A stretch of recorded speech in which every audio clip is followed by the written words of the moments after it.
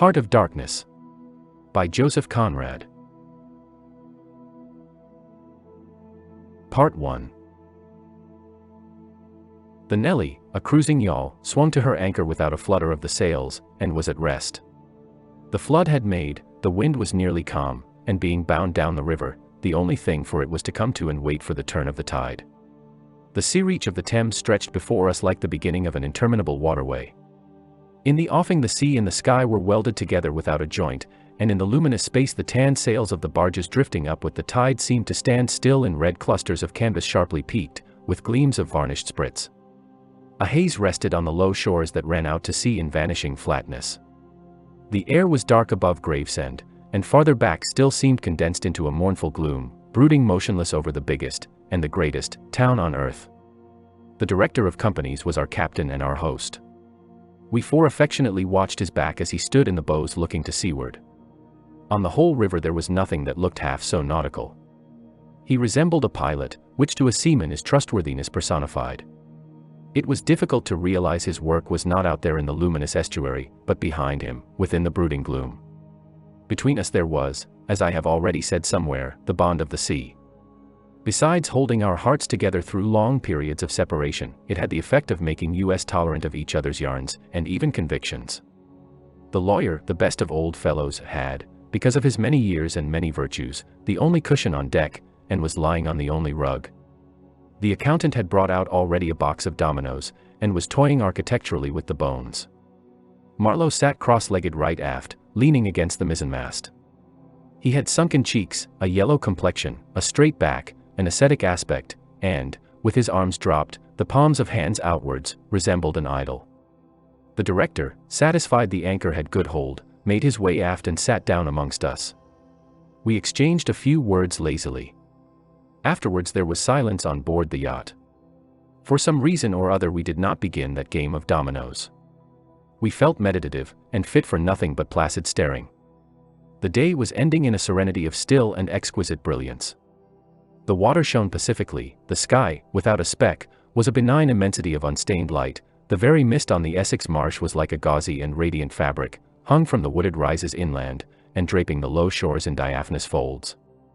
Only the gloom to the west, brooding over the upper reaches, became more somber every minute, as if angered by the approach of the sun. And at last, in its curved and imperceptible fall, the sun sank low, and from glowing white changed to a dull red without rays and without heat, as if about to go out suddenly, stricken to death by the touch of that gloom brooding over a crowd of men. Forthwith a change came over the waters, and the serenity became less brilliant but more profound. The old river in its broad reach rested unruffled at the decline of day, after ages of good service done to the race that peopled its banks, spread out in the tranquil dignity of a waterway leading to the uttermost ends of the earth. We looked at the venerable stream not in the vivid flush of a short day that comes and departs forever, but in the august light of abiding memories. And indeed nothing is easier for a man who has, as the phrase goes, followed the sea with reverence and affection, than to evoke the great spirit of the past upon the lower reaches of the Thames. The tidal current runs to and fro in its unceasing service, crowded with memories of men and ships it had borne to the rest of home or to the battles of the sea. It had known and served all the men of whom the nation is proud, from Sir Francis Drake to Sir John Franklin, knights all, titled and untitled, the great knights errant of the sea. It had borne all the ships whose names are like jewels flashing in the night of time, from the Golden Hind returning with her rotund flanks full of treasure, to be visited by the Queen's Highness and thus pass out of the gigantic tale, to the Erebus and Terror, bound on other conquests, and that never returned. It had known the ships and the men. They had sailed from Deptford, from Greenwich, from Erith, the adventurers and the settlers, king's ships and the ships of men on 'change, captains, admirals, the dark interlopers of the eastern trade, and the commissioned generals of East India fleets. Hunters for gold or pursuers of fame, they all had gone out on that stream, bearing the sword, and often the torch, messengers of the might within the land, bearers of a spark from the sacred fire. What greatness had not floated on the ebb of that river into the mystery of an unknown earth? The dreams of men, the seed of commonwealths, the germs of empires. The sun set, the dusk fell on the stream, and lights began to appear along the shore. The Chapman Lighthouse, a three-legged thing erect on a mudflat, shone strongly. Lights of ships moved in the fairway, a great stir of lights going up and going down. And farther west on the upper reaches the place of the monstrous town was still marked ominously on the sky, a brooding gloom in sunshine, a lurid glare under the stars. And this also, said Marlow suddenly, has been one of the dark places of the earth. He was the only man of us who still followed the sea. The worst that could be said of him was that he did not represent his class. He was a seaman, but he was a wanderer, too, while most seamen lead, if one may so express it, a sedentary life. Their minds are of the stay-at-home order, and their home is always with them, the ship, and so is their country, the sea. One ship is very much like another, and the sea is always the same.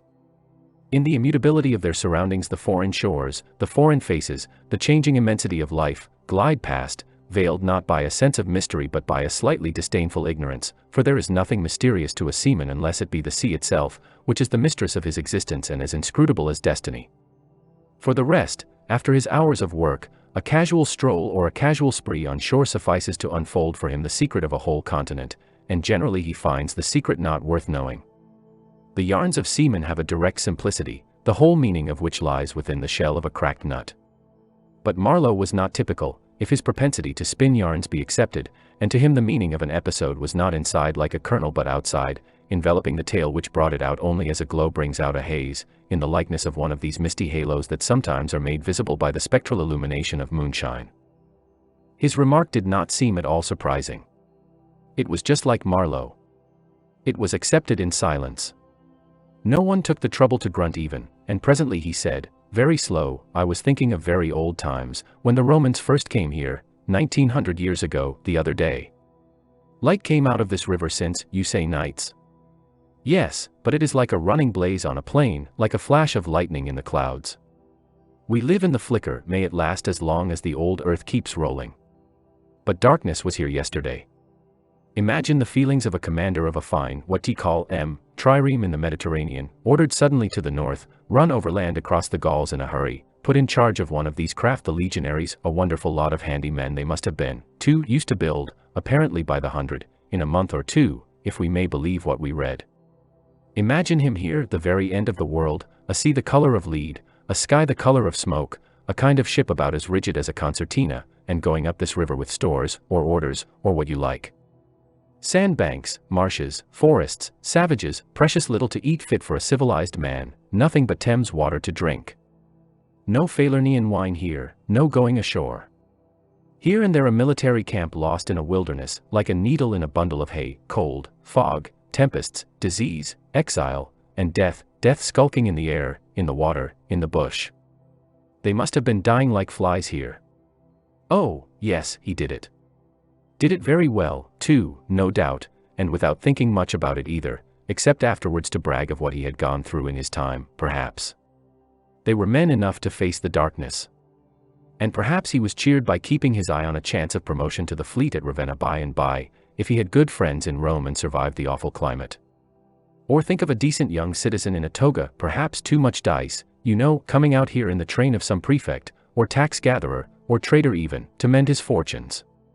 Land in a swamp, march through the woods, and in some inland post feel the savagery, the utter savagery, had closed round him all that mysterious life of the wilderness that stirs in the forest, in the jungles, in the hearts of wild men. There's no initiation either into such mysteries. He has to live in the midst of the incomprehensible, which is also detestable. And it has a fascination, too, that goes to work upon him. The fascination of the abomination, you know. Imagine the growing regrets, the longing to escape, the powerless disgust, the surrender, the hate. He paused.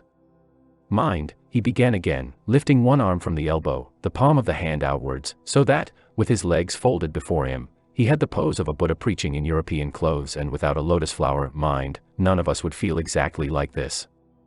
What saves us is efficiency, the devotion to efficiency. But these chaps were not much account, really. They were no colonists, their administration was merely a squeeze, and nothing more, I suspect. They were conquerors, and for that you want only brute force, nothing to boast of, when you have it, since your strength is just an accident arising from the weakness of others. They grabbed what they could get for the sake of what was to be got. It was just robbery with violence, aggravated murder on a great scale, and men going at it blind, as is very proper for those who tackle a darkness. The conquest of the earth, which mostly means the taking it away from those who have a different complexion or slightly flatter noses than ourselves, is not a pretty thing when you look into it too much. What redeems it is the idea only. An idea at the back of it, not a sentimental pretense but an idea, and an unselfish belief in the idea, something you can set up, and bow down before, and offer a sacrifice to. He broke off. Flames glided in the river, small green flames, red flames, white flames, pursuing, overtaking, joining, crossing each other, then separating slowly or hastily. The traffic of the great city went on in the deepening night upon the sleepless river. We looked on, waiting patiently. There was nothing else to do till the end of the flood, but it was only after a long silence, when he said, in a hesitating voice, "I suppose you fellows remember I did once turn freshwater sailor for a bit, that we knew we were fated, before the ebb began to run, to hear about one of Marlow's inconclusive experiences. I don't want to bother you much with what happened to me personally," he began, showing in this remark the weakness of many tellers of tales who seem so often unaware of what their audience would like best to hear. "Yet to understand the effect of it on me you ought to know how I got out there, what I saw, how I went up that river to the place where I first met the poor chap. It was the farthest point of navigation and the culminating point of my experience. It seemed somehow to throw a kind of light on everything about me, and into my thoughts. It was somber enough, too, and pitiful, not extraordinary in any way, not very clear either. No, not very clear. And yet it seemed to throw a kind of light. I had then, as you remember, just returned to London after a lot of Indian Ocean, Pacific, China seas, a regular dose of the East, 6 years or so, and I was loafing about, hindering you fellows in your work and invading your homes, just as though I had got a heavenly mission to civilize you. It was very fine for a time, but after a bit I did get tired of resting. Then I began to look for a ship, I should think the hardest work on earth. But the ships wouldn't even look at me. And I got tired of that game, too. Now when I was a little chap I had a passion for maps. I would look for hours at South America, or Africa, or Australia, and lose myself in all the glories of exploration. At that time there were many blank spaces on the earth, and when I saw one that looked particularly inviting on a map, but they all looked that, I would put my finger on it and say, when I grow up I will go there. The North Pole was one of these places, I remember. Well, I haven't been there yet, and shall not try now. The glamour's off. Other places were scattered about the hemispheres. I have been in some of them, and well, we won't talk about that. But there was one yet, the biggest, the most blank, so to speak, that I had a hankering after. True, by this time it was not a blank space anymore. It had got filled since my boyhood with rivers and lakes and names. It had ceased to be a blank space of delightful mystery, a white patch for a boy to dream gloriously over. It had become a place of darkness.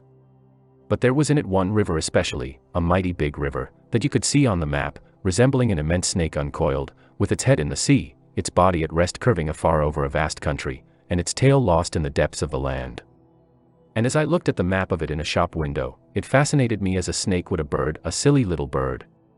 Then I remembered there was a big concern, a company for trade on that river. Dash it all. I thought to myself, they can't trade without using some kind of craft on that lot of freshwater steamboats. Why shouldn't I try to get charge of one? I went on along Fleet Street, but could not shake off the idea. The snake had charmed me.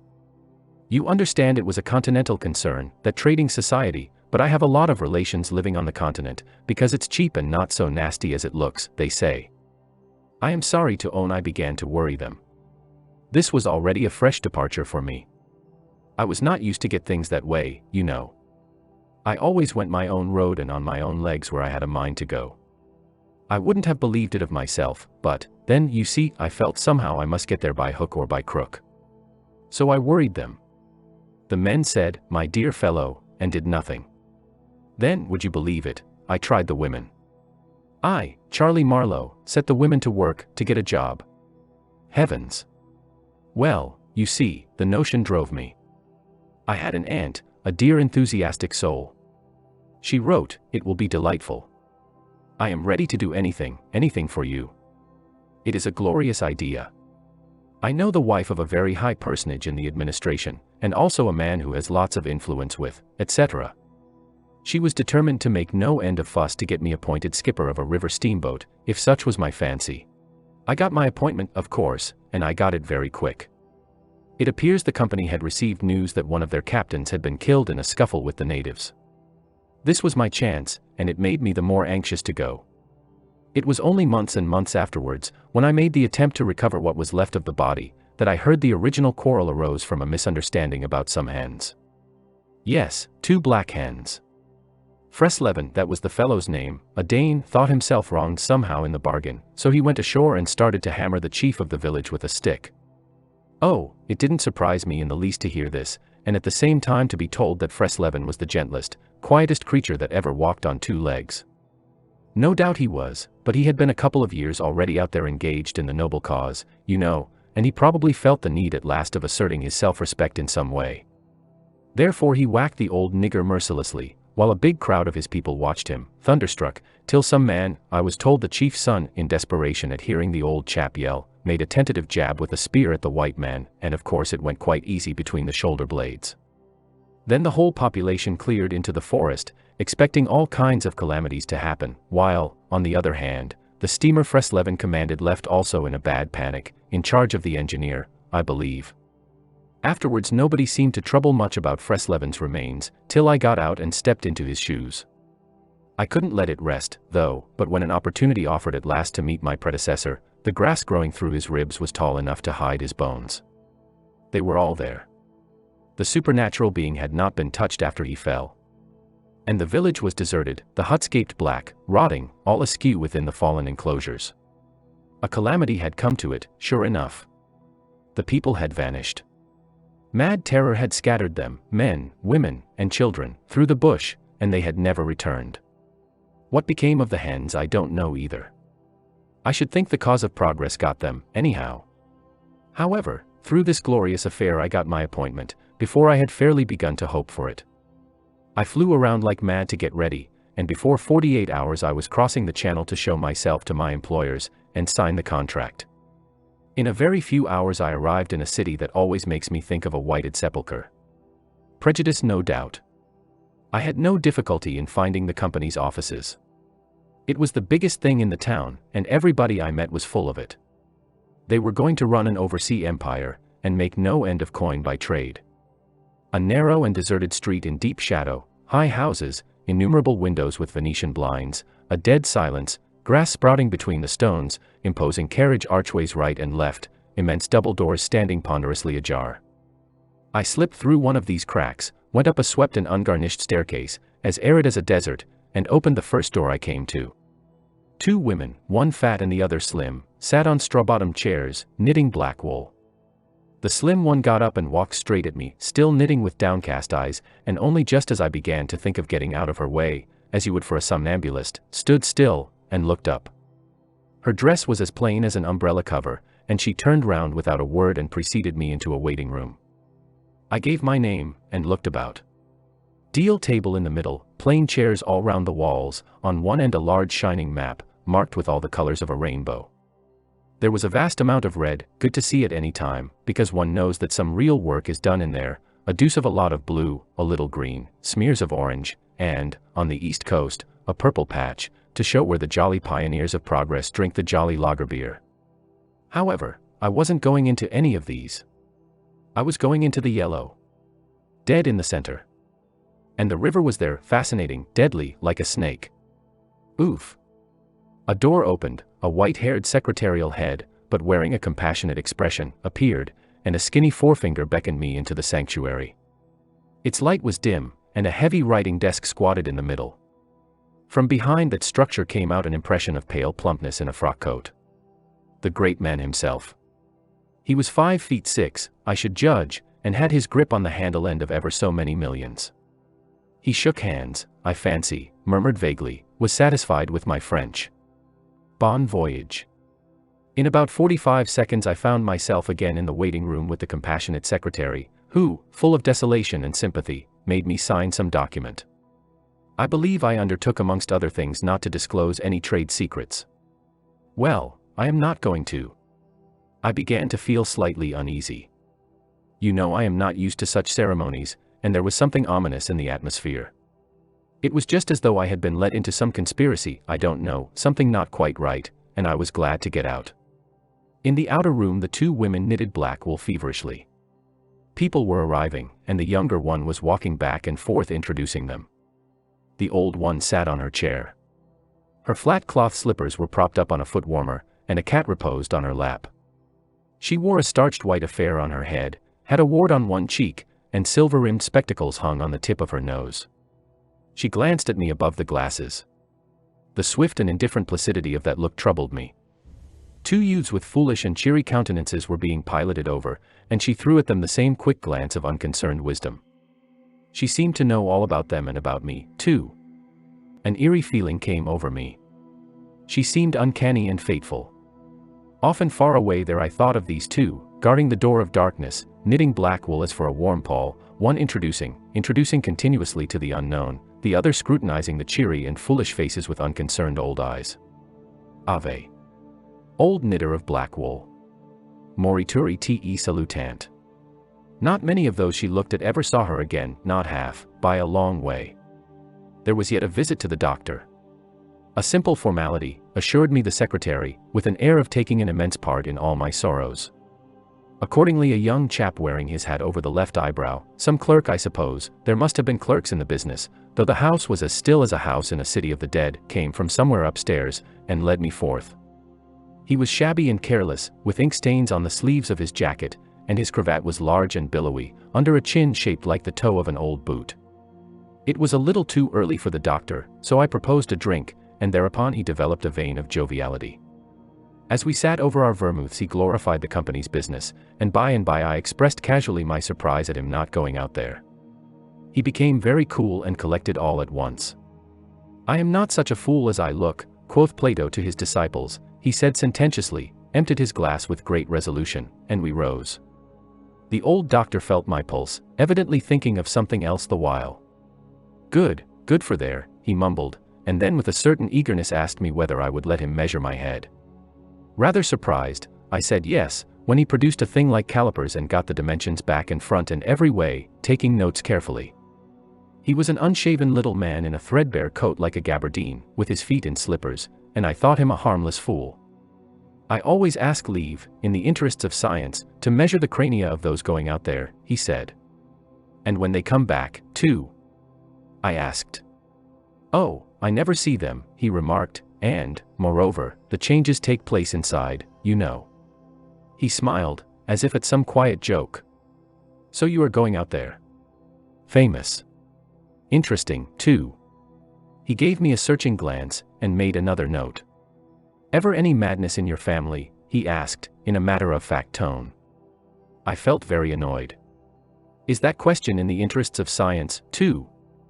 "It would be," he said, without taking notice of my irritation, "interesting for science to watch the mental changes of individuals, on the spot, but, are you an alienist?" I interrupted.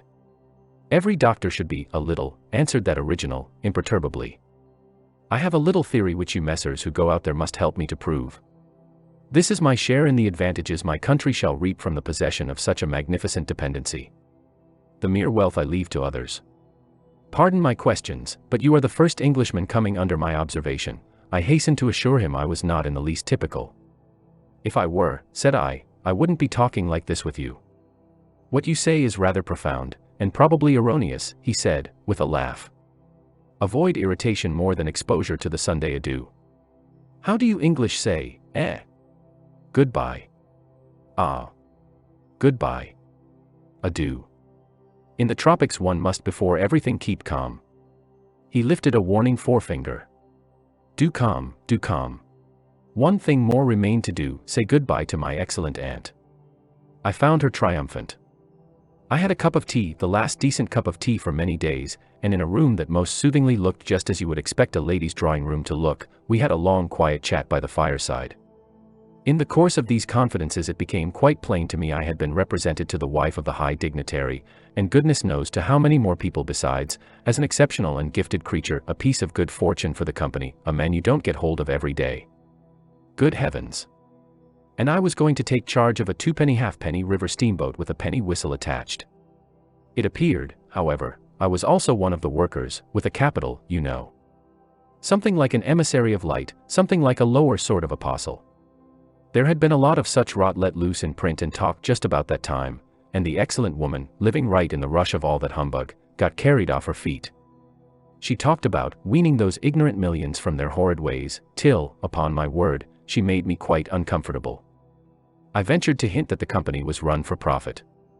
"You forget, dear Charlie, that the laborer is worthy of his hire," she said, brightly. "It's queer how out of touch with truth women are. They live in a world of their own, and there has never been anything like it, and never can be. It is too beautiful altogether, and if they were to set it up it would go to pieces before the first sunset.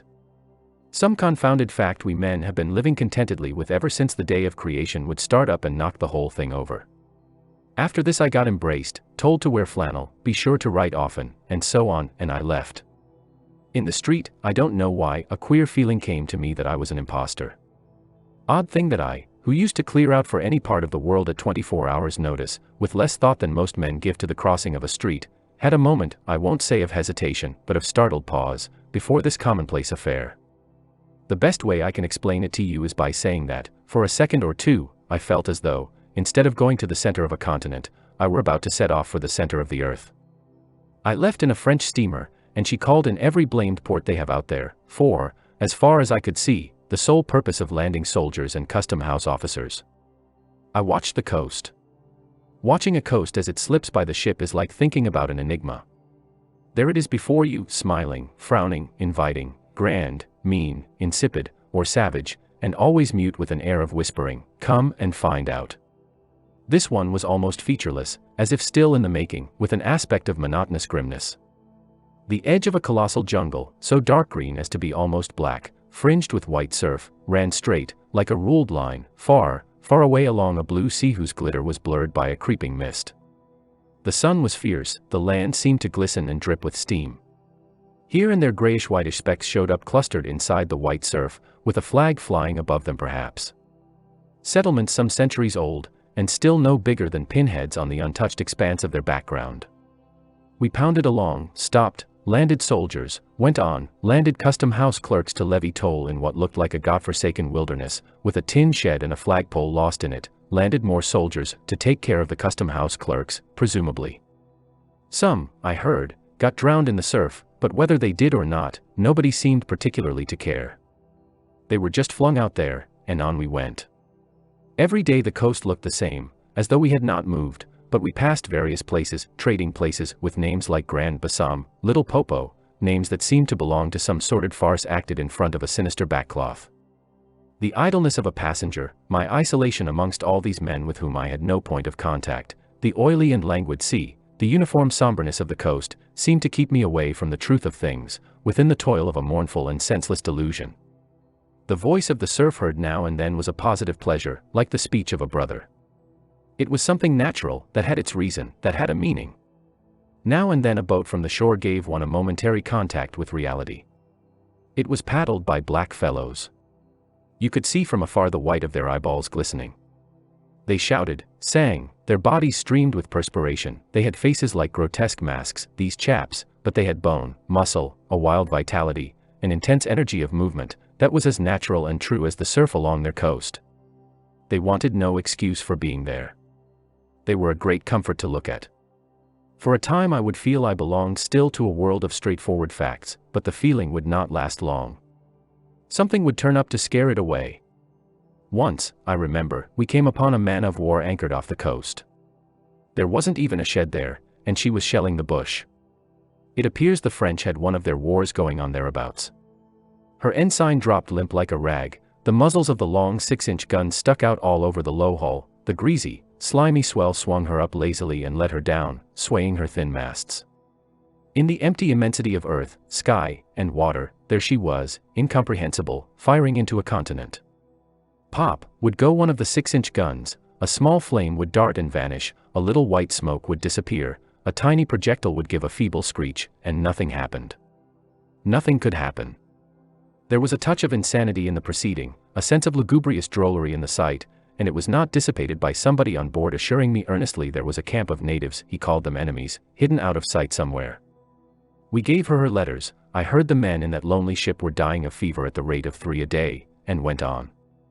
We called at some more places with farcical names, where the merry dance of death and trade goes on in a still and earthy atmosphere as of an overheated catacomb, all along the formless coast bordered by dangerous surf, as if nature herself had tried to ward off intruders, in and out of rivers, streams of death in life, whose banks were rotting into mud, whose waters, thickened into slime, invaded the contorted mangroves, that seemed to writhe at us in the extremity of an impotent despair.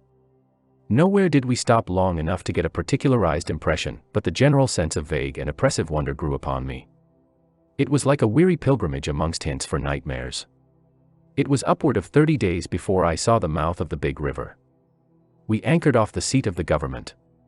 But my work would not begin till some 200 miles farther on. So as soon as I could I made a start for a place 30 miles higher up. I had my passage on a little seagoing steamer. Her captain was a Swede, and knowing me for a seaman, invited me on the bridge. He was a young man, lean, fair, and morose, with lanky hair and a shuffling gait. As we left the miserable little wharf, he tossed his head contemptuously at the shore. "Been living there?" he asked. I said, "Yes." "Fine lot these government chaps, are they not?" he went on, speaking English with great precision and considerable bitterness. "It is funny what some people will do for a few francs a month. I wonder what becomes of that kind when it goes up country." I said to him I expected to see that soon. "So, he exclaimed. He shuffled athwart, keeping one eye ahead vigilantly. "Don't be too sure," he continued. "The other day I took up a man who hanged himself on the road. He was a Swede, too. Hanged himself. Why, in God's name?" I cried. He kept on looking out watchfully. Who knows? The sun too much for him, or the country perhaps. At last we opened a reach. A rocky cliff appeared, mounds of turned-up earth by the shore, houses on a hill, others with iron roofs, amongst a waste of excavations, or hanging to the declivity. A continuous noise of the rapids above hovered over this scene of inhabited devastation. A lot of people, mostly black and naked, moved about like ants. A jetty projected into the river. A blinding sunlight drowned all this at times in a sudden recrudescence of glare. "There's your company station," said the Swede, pointing to 3 wooden barrack-like structures on the rocky slope. "I will send your things up." "For boxes, did you say?" "So. Farewell." I came upon a boiler wallowing in the grass, then found a path leading up the hill. It turned aside for the boulders, and also for an undersized railway truck lying there on its back with its wheels in the air. One was off. The thing looked as dead as the carcass of some animal. I came upon more pieces of decaying machinery, a stack of rusty rails. To the left a clump of trees made a shady spot, where dark things seemed to stir feebly. I blinked, the path was steep. A horn tooted to the right, and I saw the black people run. A heavy and dull detonation shook the ground, a puff of smoke came out of the cliff, and that was all. No change appeared on the face of the rock. They were building a railway. The cliff was not in the way or anything, but this objectless blasting was all the work going on. A slight clinking behind me made me turn my head. 6 black men advanced in a file, toiling up the path. They walked erect and slow, balancing small baskets full of earth on their heads, and the clink kept time with their footsteps. Black rags were wound round their loins, and the short ends behind waggled to and fro like tails. I could see every rib, the joints of their limbs were like knots in a rope, each had an iron collar on his neck, and all were connected together with a chain whose bites swung between them, rhythmically clinking. Another report from the cliff made me think suddenly of that ship of war I had seen firing into a continent. It was the same kind of ominous voice, but these men could by no stretch of imagination be called enemies. They were called criminals, and the outraged law, like the bursting shells, had come to them, an insoluble mystery from the sea. All their meager breasts panted together, the violently dilated nostrils quivered, the eyes stared stonily uphill. They passed me within 6 inches, without a glance, with that complete, death-like indifference of unhappy savages. Behind this raw matter one of the reclaimed, the product of the new forces at work, strolled despondently, carrying a rifle by its middle. He had a uniform jacket with one button off, and seeing a white man on the path, hoisted his weapon to his shoulder with alacrity. This was simple prudence, white men being so much alike at a distance that he could not tell who I might be. He was speedily reassured, and with a large, white, rascally grin, and a glance at his charge, seemed to take me into partnership in his exalted trust. After all, I also was a part of the great cause of these high and just proceedings. Instead of going up, I turned and descended to the left. My idea was to let the chain gang get out of sight before I climbed the hill. You know, I am not particularly tender. I've had to strike and to fend off. I've had to resist and to attack sometimes. That's only one way of resisting without counting the exact cost, according to the demands of such sort of life as I had blundered into. I've seen the devil of violence, and the devil of greed, and the devil of hot desire, but, by all the stars, these were strong, lusty, red-eyed devils, that swayed and drove men, I tell you. But as I stood on this hillside, I foresaw that in the blinding sunshine of that land I would become acquainted with a flabby, pretending, weak-eyed devil of a rapacious and pitiless folly. How insidious he could be, too, I was only to find out several months later and 1,000 miles farther. For a moment I stood appalled, as though by a warning. Finally I descended the hill, obliquely, towards the trees I had seen. I avoided a vast artificial hole somebody had been digging on the slope, the purpose of which I found it impossible to divine. It wasn't a quarry or a sandpit, anyhow. It was just a hole. It might have been connected with the philanthropic desire of giving the criminals something to do. I don't know. Then I nearly fell into a very narrow ravine, almost no more than a scar in the hillside. I discovered that a lot of imported drainage pipes for the settlement had been tumbled in there. There wasn't one that was not broken. It was a wanton smash-up. At last I got under the trees. My purpose was to stroll into the shade for a moment, but no sooner within than it seemed to me I had stepped into the gloomy circle of some inferno. The rapids were near, and an uninterrupted, uniform, headlong, rushing noise filled the mournful stillness of the grove, where not a breath stirred, not a leaf moved, with a mysterious sound, as though the tearing pace of the launched earth had suddenly become audible. Black shapes crouched, lay, sat between the trees leaning against the trunks, clinging to the earth, half coming out, half effaced within the dim light, in all the attitudes of pain, abandonment, and despair. Another mine on the cliff went off, followed by a slight shudder of the soil under my feet. The work was going on. The work. And this was the place where some of the helpers had withdrawn to die. They were dying slowly, it was very clear. They were not enemies, they were not criminals, they were nothing earthly now, nothing but black shadows of disease and starvation, lying confusedly in the greenish gloom. Brought from all the recesses of the coast in all the legality of time contracts, lost in uncongenial surroundings, fed on unfamiliar food, they sickened, became inefficient, and were then allowed to crawl away and rest. These moribund shapes were free as air, and nearly as thin. I began to distinguish the gleam of the eyes under the trees. Then, glancing down, I saw a face near my hand. The black bones reclined at full length with one shoulder against the tree, and slowly the eyelids rose and the sunken eyes looked up at me, enormous and vacant, a kind of blind, white flicker in the depths of the orbs, which died out slowly. The man seemed young, almost a boy, but you know with them it's hard to tell. I found nothing else to do but to offer him one of my good Swede's ship's biscuits I had in my pocket. The fingers closed slowly on it and held, there was no other movement and no other glance. He had tied a bit of white worsted round his neck, why? Where did he get it? Was it a badge, an ornament, a charm, a propitiatory act? Was there any idea at all connected with it? It looked startling round his black neck, this bit of white thread from beyond the seas. Near the same tree 2 more bundles of acute angles sat with their legs drawn up. One, with his chin propped on his knees, stared at nothing, in an intolerable and appalling manner. His brother phantom rested its forehead, as if overcome with a great weariness, and all about others were scattered in every pose of contorted collapse, as in some picture of a massacre or a pestilence. While I stood horror-struck, one of these creatures rose to his hands and knees, and went off on all fours towards the river to drink. He lapped out of his hand, then sat up in the sunlight, crossing his shins in front of him, and after a time let his woolly head fall on his breastbone. I didn't want any more loitering in the shade, and I made haste towards the station. When near the buildings I met a white man, in such an unexpected elegance of get-up that in the first moment I took him for a sort of vision. I saw a high starched collar, white cuffs, a light alpaca jacket, snowy trousers, a clean necktie, and varnished boots. No hat. Hair parted, brushed, oiled, under a green-lined parasol held in a big white hand. He was amazing, and had a penholder behind his ear. I shook hands with this miracle, and I learned he was the company's chief accountant, and that all the bookkeeping was done at this station. He had come out for a moment, he said, to get a breath of fresh air. The expression sounded wonderfully odd, with its suggestion of sedentary desk life. I wouldn't have mentioned the fellow to you at all, only it was from his lips that I first heard the name of the man who is so indissolubly connected with the memories of that time.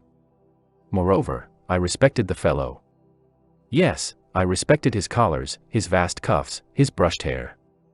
His appearance was certainly that of a hairdresser's dummy, but in the great demoralization of the land he kept up his appearance. That's backbone. His starched collars and got-up shirt fronts were achievements of character.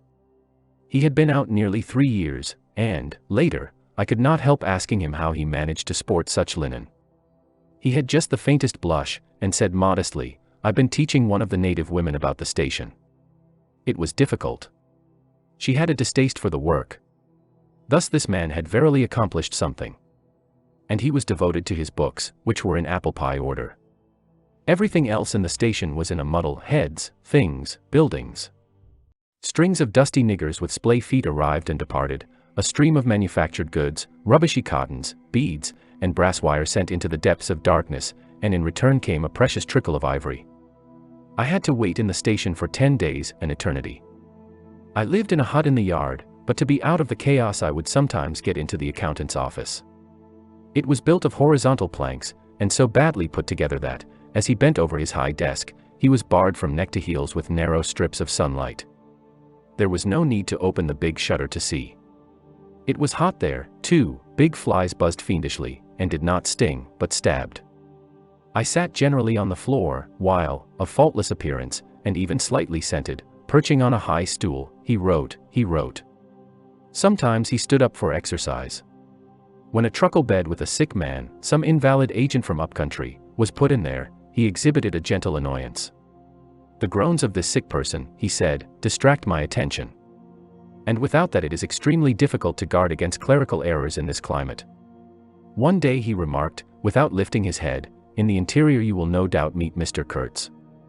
On my asking who Mr. Kurtz was, he said he was a first-class agent, and seeing my disappointment at this information, he added slowly, laying down his pen, "He is a very remarkable person."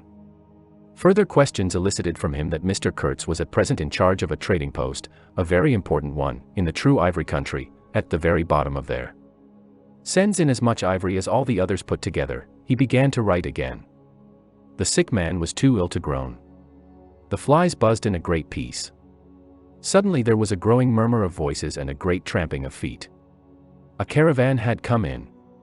A violent babble of uncouth sounds burst out on the other side of the planks. All the carriers were speaking together, and in the midst of the uproar the lamentable voice of the chief agent was heard, giving it up, tearfully for the 20th time that day. He rose slowly. "What a frightful row," he said. He crossed the room gently to look at the sick man, and returning, said to me, "He does not hear." "What? Dead?" I asked, startled. "No, not yet," he answered, with great composure. Then, alluding with a toss of the head to the tumult in the station yard, "When one has got to make correct entries, one comes to hate those savages, hate them to the death." He remained thoughtful for a moment. "When you see Mr. Kurtz," he went on, "tell him from me that everything here," he glanced at the deck, "is very satisfactory. I don't like to write to him, with those messengers of ours you never know who may get hold of your letter, at that central station." He stared at me for a moment with his mild, bulging eyes. "Oh, he will go far, very far," he began again. "He will be a somebody in the administration before long. They, above, the council in Europe, you know, mean him to be." He turned to his work. The noise outside had ceased, and presently in going out I stopped at the door. In the steady buzz of flies the homeward-bound agent was lying finished and insensible, the other, bent over his books, was making correct entries of perfectly correct transactions, and 50 feet below the doorstep I could see the still treetops of the Grove of Death. Next day I left that station at last, with a caravan of 60 men, for a 200-mile tramp. No use telling you much about that. Paths, everywhere, a stamped-in network of paths spreading over the empty land, through the long grass, through burnt grass, through thickets, down and up chilly ravines, up and down stony hills ablaze with heat, and a solitude, nobody, not a hut. The population had cleared out a long time ago. Well, If a lot of mysterious niggers armed with all kinds of fearful weapons suddenly took to traveling on the road between Deal and Gravesend, catching the yokels right and left to carry heavy loads for them, I fancy every farm and cottage thereabouts would get empty very soon. Only here the dwellings were gone, too. Still I passed through several abandoned villages. There's something pathetically childish in the ruins of grass walls. Day after day, with the stamp and shuffle of 60 pair of bare feet behind me, each pair under a 60 pounds load. Camp, cook, sleep, strike camp, march. Now and then a carrier dead in harness, at rest in the long grass near the path, with an empty water gourd and his long staff lying by his side. A great silence around and above. Perhaps on some quiet night the tremor of far-off drums, sinking, swelling, a tremor vast, faint, a sound weird, appealing, suggestive, and wild, and perhaps with as profound a meaning as the sound of bells in a Christian country. Once a white man in an unbuttoned uniform, camping on the path with an armed escort of lank Zanzibaris, very hospitable and festive, not to say drunk, was looking after the upkeep of the road, he declared. Can't say I saw any road or any upkeep, unless the body of a middle-aged Negro, with a bullet hole in the forehead, upon which I absolutely stumbled 3 miles farther on, may be considered as a permanent improvement. I had a white companion, too, not a bad chap, but rather too fleshy and with the exasperating habit of fainting on the hot hillsides, miles away from the least bit of shade and water. Annoying, you know, to hold your own coat like a parasol over a man's head while he is coming to. I couldn't help asking him once what he meant by coming there at all. To make money, of course. What do you think, he said, scornfully. Then he got fever, and had to be carried in a hammock slung under a pole. As he weighed 16 stone I had no end of rows with the carriers. They jibbed, ran away, sneaked off with their loads in the night, quite a mutiny. So, one evening, I made a speech in English with gestures, not one of which was lost to the 60 pairs of eyes before me, and the next morning I started the hammock off in front all right. An hour afterwards I came upon the whole concern wrecked in a bush, man, hammock, groans, blankets, horrors. The heavy pole had skinned his poor nose. He was very anxious for me to kill somebody, but there wasn't the shadow of a carrier near. I remembered the old doctor. It would be interesting for science to watch the mental changes of individuals, on the spot. I felt I was becoming scientifically interesting. However, all that is to no purpose. On the 15th day I came in sight of the big river again, and hobbled into the central station. It was on a backwater surrounded by scrub and forest, with a pretty border of smelly mud on one side, and on the 3 others enclosed by a crazy fence of rushes. A neglected gap was all the gate it had, and the first glance at the place was enough to let you see the flabby devil was running that show. White men with long staves in their hands appeared languidly from amongst the buildings, strolling up to take a look at me, and then retired out of sight somewhere. One of them, a stout, excitable chap with black mustaches, informed me with great volubility and many digressions, as soon as I told him who I was, that my steamer was at the bottom of the river. I was thunderstruck. What? How? Why? Oh, it was all right. The manager himself was there. All quite correct. Everybody had behaved splendidly.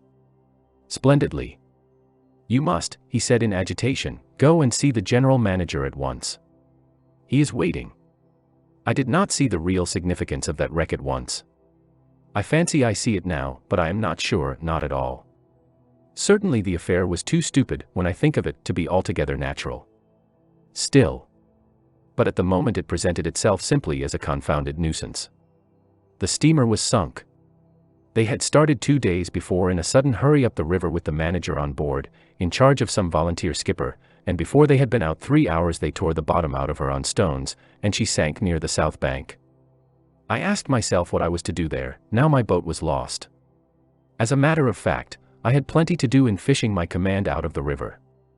I had to set about it the very next day. That, and the repairs when I brought the pieces to the station, took some months. My first interview with the manager was curious. He did not ask me to sit down after my 20-mile walk that morning. He was commonplace in complexion, in features, in manners, and in voice. He was of middle size and of ordinary build. His eyes, of the usual blue, were perhaps remarkably cold, and he certainly could make his glance fall on one as trenchant and heavy as an axe. But even at these times the rest of his person seemed to disclaim the intention. Otherwise there was only an indefinable, faint expression of his lips, something stealthy, a smile, not a smile, I remember it, but I can't explain. It was unconscious, this smile was, though just after he had said something it got intensified for an instant. It came at the end of his speeches like a seal applied on the words to make the meaning of the commonest phrase appear absolutely inscrutable. He was a common trader, from his youth up employed in these parts, nothing more. He was obeyed, yet he inspired neither love nor fear, nor even respect. He inspired uneasiness. That was it. Uneasiness. Not a definite mistrust, just uneasiness, nothing more. You have no idea how effective such a faculty can be. He had no genius for organizing, for initiative, or for order even. That was evident in such things as the deplorable state of the station. He had no learning, and no intelligence. His position had come to him, why? Perhaps because he was never ill. He had served 3 terms of 3 years out there. Because triumphant health in the general rout of constitutions is a kind of power in itself. When he went home on leave he rioted on a large scale, pompously. Jack ashore, with a difference, in externals only. This one could gather from his casual talk. He originated nothing, he could keep the routine going, that's all. But he was great. He was great by this little thing that it was impossible to tell what could control such a man. He never gave that secret away. Perhaps there was nothing within him. Such a suspicion made one pause, for out there were no external checks. Once when various tropical diseases had laid low almost every agent in the station, he was heard to say, "Men who come out here should have no entrails." He sealed the utterance with that smile of his, as though it had been a door opening into a darkness he had in his keeping. You fancied you had seen things, but the seal was on. When annoyed at mealtimes by the constant quarrels of the white men about precedence, he ordered an immense round table to be made, for which a special house had to be built. This was the station's mess room. Where he sat was the first place, the rest were nowhere. One felt this to be his unalterable conviction. He was neither civil nor uncivil. He was quiet. He allowed his boy, an overfed young Negro from the coast, to treat the white men, under his very eyes, with provoking insolence. He began to speak as soon as he saw me. I had been very long on the road. He could not wait. Had to start without me. The upriver stations had to be relieved.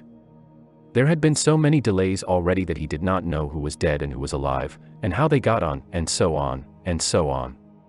He paid no attention to my explanations, and, playing with a stick of sealing wax, repeated several times that the situation was very grave, very grave. There were rumors that a very important station was in jeopardy, and its chief, Mr. Kurtz, was ill. Hoped it was not true. Mr. Kurtz was. I felt weary and irritable. Hang Kurtz, I thought. I interrupted him by saying I had heard of Mr. Kurtz on the coast. Ah. So they talk of him down there, he murmured to himself. Then he began again, assuring me Mr. Kurtz was the best agent he had, an exceptional man, of the greatest importance to the company, therefore I could understand his anxiety. He was, he said, very, very uneasy. Certainly he fidgeted on his chair a good deal, exclaimed, "Ah, Mr. Kurtz," broke the stick of sealing wax and seemed dumbfounded by the accident. Next thing he wanted to know, how long it would take to. I interrupted him again. Being hungry, you know, and kept on my feet too. I was getting savage. How can I tell? I said. I haven't even seen the wreck yet, some months, no doubt. All this talk seemed to me so futile. Some months, he said. Well, let us say 3 months before we can make a start. Yes. That ought to do the affair. I flung out of his hut. He lived all alone in a clay hut with a sort of veranda, muttering to myself my opinion of him. He was a chattering idiot. Afterwards I took it back when it was borne in upon me startlingly with what extreme nicety he had estimated the time requisite for the affair. I went to work the next day, turning, so to speak, my back on that station. In that way only it seemed to me I could keep my hold on the redeeming facts of life. Still, one must look about sometimes, and then I saw this station, these men strolling aimlessly about in the sunshine of the yard. I asked myself sometimes what it all meant. They wandered here and there with their absurd long staves in their hands, like a lot of faithless pilgrims bewitched inside a rotten fence. The word ivory rang in the air, was whispered, was sighed. You would think they were praying to it. A taint of imbecile rapacity blew through it all, like a whiff from some corpse. By Jove! I've never seen anything so unreal in my life. And outside, the silent wilderness surrounding this cleared speck on the earth struck me as something great and invincible, like evil or truth, waiting patiently for the passing away of this fantastic invasion. Oh, these months. Well, never mind. Various things happened. One evening a grass shed full of calico, cotton prints, beads, and I don't know what else, burst into a blaze so suddenly that you would have thought the earth had opened to let an avenging fire consume all that trash. I was smoking my pipe quietly by my dismantled steamer, and saw them all cutting capers in the light, with their arms lifted high, when the stout man with mustaches came tearing down to the river, a tin pail in his hand, assured me that everybody was behaving splendidly, dipped about a quart of water and tore back again. I noticed there was a hole in the bottom of his pail. I strolled up. There was no hurry. You see, the thing had gone off like a box of matches. It had been hopeless from the very first. The flame had leaped high, driven everybody back, lighted up everything, and collapsed. The shed was already a heap of embers glowing fiercely. A nigger was being beaten nearby. They said he had caused the fire in some way, be that as it may, he was screeching most horribly. I saw him, later, for several days, sitting in a bit of shade looking very sick and trying to recover himself. Afterwards he arose and went out, and the wilderness without a sound took him into its bosom again. As I approached the glow from the dark I found myself at the back of two men, talking.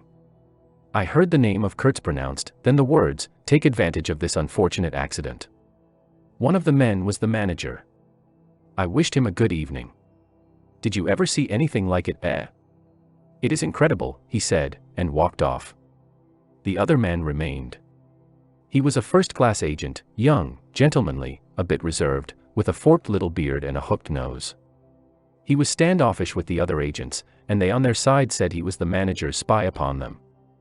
As to me, I had hardly ever spoken to him before. We got into talk, and by we strolled away from the hissing ruins. Then he asked me to his room, which was in the main building of the station. He struck a match, and I perceived that this young aristocrat had not only a silver-mounted dressing case but also a whole candle all to himself. Just at that time the manager was the only man supposed to have any right to candles. Native mats covered the clay walls, a collection of spears, assegais, shields, knives was hung up in trophies. The business entrusted to this fellow was the making of bricks, so I had been informed, but there wasn't a fragment of a brick anywhere in the station, and he had been there more than a year waiting. It seems he could not make bricks without something, I don't know what, straw maybe. Anyway, it could not be found there, and as it was not likely to be sent from Europe, it did not appear clear to me what he was waiting for. An act of special creation perhaps.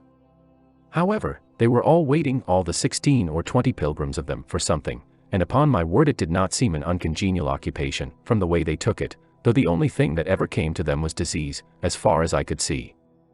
They beguiled the time by backbiting and intriguing against each other in a foolish kind of way. There was an air of plotting about that station, but nothing came of it, of course. It was as unreal as everything else, as the philanthropic pretense of the whole concern, as their talk, as their government, as their show of work. The only real feeling was a desire to get appointed to a trading post where ivory was to be had, so that they could earn percentages. They intrigued and slandered and hated each other only on that account, but as to effectually lifting a little finger, oh, no. By heavens! There is something after all in the world allowing one man to steal a horse while another must not look at a halter. Steal a horse straight out. Very well. He has done it. Perhaps he can ride. But there is a way of looking at a halter that would provoke the most charitable of saints into a kick. I had no idea why he wanted to be sociable, but as we chatted in there it suddenly occurred to me the fellow was trying to get at something, in fact, pumping me. He alluded constantly to Europe, to the people I was supposed to know there, putting leading questions as to my acquaintances in the sepulchral city, and so on. His little eyes glittered like mica discs with curiosity, though he tried to keep up a bit of superciliousness. At first I was astonished, but very soon I became awfully curious to see what he would find out from me. I couldn't possibly imagine what I had in me to make it worth his while. It was very pretty to see how he baffled himself, for in truth my body was full only of chills, and my head had nothing in it but that wretched steamboat business. It was evident he took me for a perfectly shameless prevaricator. At last he got angry, and, to conceal a movement of furious annoyance, he yawned. I rose. Then I noticed a small sketch in oils, on a panel, representing a woman, draped and blindfolded, carrying a lighted torch. The background was somber, almost black. The movement of the woman was stately, and the effect of the torchlight on the face was sinister. It arrested me, and he stood by civilly, holding an empty half-pint champagne bottle, medical comforts, with the candle stuck in it. To my question he said Mr. Kurtz had painted this, in this very station more than a year ago, while waiting for means to go to his trading post. Tell me, pray, said I, who is this Mr. Kurtz? The chief of the inner station, he answered in a short tone, looking away. Much obliged, I said, laughing. And you are the brickmaker of the central station. Every one knows that. He was silent for a while. He is a prodigy, he said at last. He is an emissary of pity and science and progress, and devil knows what else. We want, he began to declaim suddenly, for the guidance of the cause entrusted to us by Europe, so to speak, higher intelligence, wide sympathies, a singleness of purpose. Who says that? I asked. Lots of them, he replied. Some even write that, and so he comes here, a special being, as you ought to know. Why ought I to know? I interrupted, really surprised. He paid no attention. Yes. Today he is chief of the best station, next year he will be assistant manager, 2 years more and. But I dare say you know what he will be in 2 years' time. You are of the new gang, the gang of virtue. The same people who sent him specially also recommended you. Oh, don't say no. I've my own eyes to trust. Light dawned upon me. My dear aunt's influential acquaintances were producing an unexpected effect upon that young man. I nearly burst into a laugh. Do you read the company's confidential correspondence? I asked. He hadn't a word to say. It was great fun. When Mr. Kurtz, I continued, severely, is general manager, you won't have the opportunity. He blew the candle out suddenly, and we went outside. The moon had risen. Black figures strolled about listlessly, pouring water on the glow, whence proceeded a sound of hissing. Steam ascended in the moonlight, the beaten nigger groaned somewhere. What a row the brute makes, said the indefatigable man with the mustaches, appearing near us. Serve him right. Transgression, punishment, bang. Pitiless, pitiless. That's the only way. This will prevent all conflagrations for the future. I was just telling the manager, he noticed my companion, and became crestfallen all at once. Not in bed yet, he said, with a kind of servile heartiness, it's so natural. H.A. Danger, agitation. He vanished. I went on to the riverside, and the other followed me. I heard a scathing murmur at my ear, heap of muffs, go to. The pilgrims could be seen in knots gesticulating, discussing. Several had still their staves in their hands. I verily believe they took these sticks to bed with them. Beyond the fence the forest stood up spectrally in the moonlight, and through that dim stir, through the faint sounds of that lamentable courtyard, the silence of the land went home to one's very heart, its mystery, its greatness, the amazing reality of its concealed life. The hurt nigger moaned feebly somewhere nearby, and then fetched a deep sigh that made me mend my pace away from there. I felt a hand introducing itself under my arm. My dear sir, said the fellow, I don't want to be misunderstood, and especially by you, who will see Mr. Kurtz long before I can have that pleasure. I wouldn't like him to get a false idea of my disposition. I let him run on, this papier-mâché Mephistopheles, and it seemed to me that if I tried I could poke my forefinger through him, and would find nothing inside but a little loose dirt, maybe. He, don't you see, had been planning to be assistant manager by and by under the present man, and I could see that the coming of that Kurtz had upset them both not a little. He talked precipitately, and I did not try to stop him. I had my shoulders against the wreck of my steamer, hauled up on the slope like a carcass of some big river animal. The smell of mud, of primeval mud, by Jove, was in my nostrils, the high stillness of primeval forest was before my eyes, there were shiny patches on the black creek. The moon had spread over everything a thin layer of silver, over the rank grass, over the mud, upon the wall of matted vegetation standing higher than the wall of a temple, over the great river I could see through a somber gap glittering, as it flowed broadly by without a murmur. All this was great, expectant, mute, while the man jabbered about himself. I wondered whether the stillness on the face of the immensity looking at us two were meant as an appeal or as a menace. What were we who had strayed in here? Could we handle that dumb thing, or would it handle us? I felt how big, how confoundedly big, was that thing that couldn't talk, and perhaps was deaf as well. What was in there? I could see a little ivory coming out from there, and I had heard Mr. Kurtz was in there. I had heard enough about it, too, God knows. Yet somehow it didn't bring any image with it, no more than if I had been told an angel or a fiend was in there. I believed it in the same way one of you might believe there are inhabitants in the planet Mars. I knew once a Scotch sailmaker who was certain, dead sure, there were people in Mars. If you asked him for some idea how they looked and behaved, he would get shy and mutter something about walking on all fours. If you as much as smiled, he would, though a man of 60, offer to fight you. I would not have gone so far as to fight for Kurtz, but I went for him near enough to a lie. You know I hate, detest, and can't bear a lie, not because I am straighter than the rest of us, but simply because it appalls me. There is a taint of death, a flavor of mortality in lies, which is exactly what I hate and detest in the world, what I want to forget. It makes me miserable and sick, like biting something rotten would do. Temperament, I suppose. Well, I went near enough to it by letting the young fool there believe anything he liked to imagine as to my influence in Europe. I became in an instant as much of a pretense as the rest of the bewitched pilgrims. This simply because I had a notion it somehow would be of help to that Kurtz whom at the time I did not see, you understand. He was just a word for me. I did not see the man in the name any more than you do. Do you see him? Do you see the story? Do you see anything?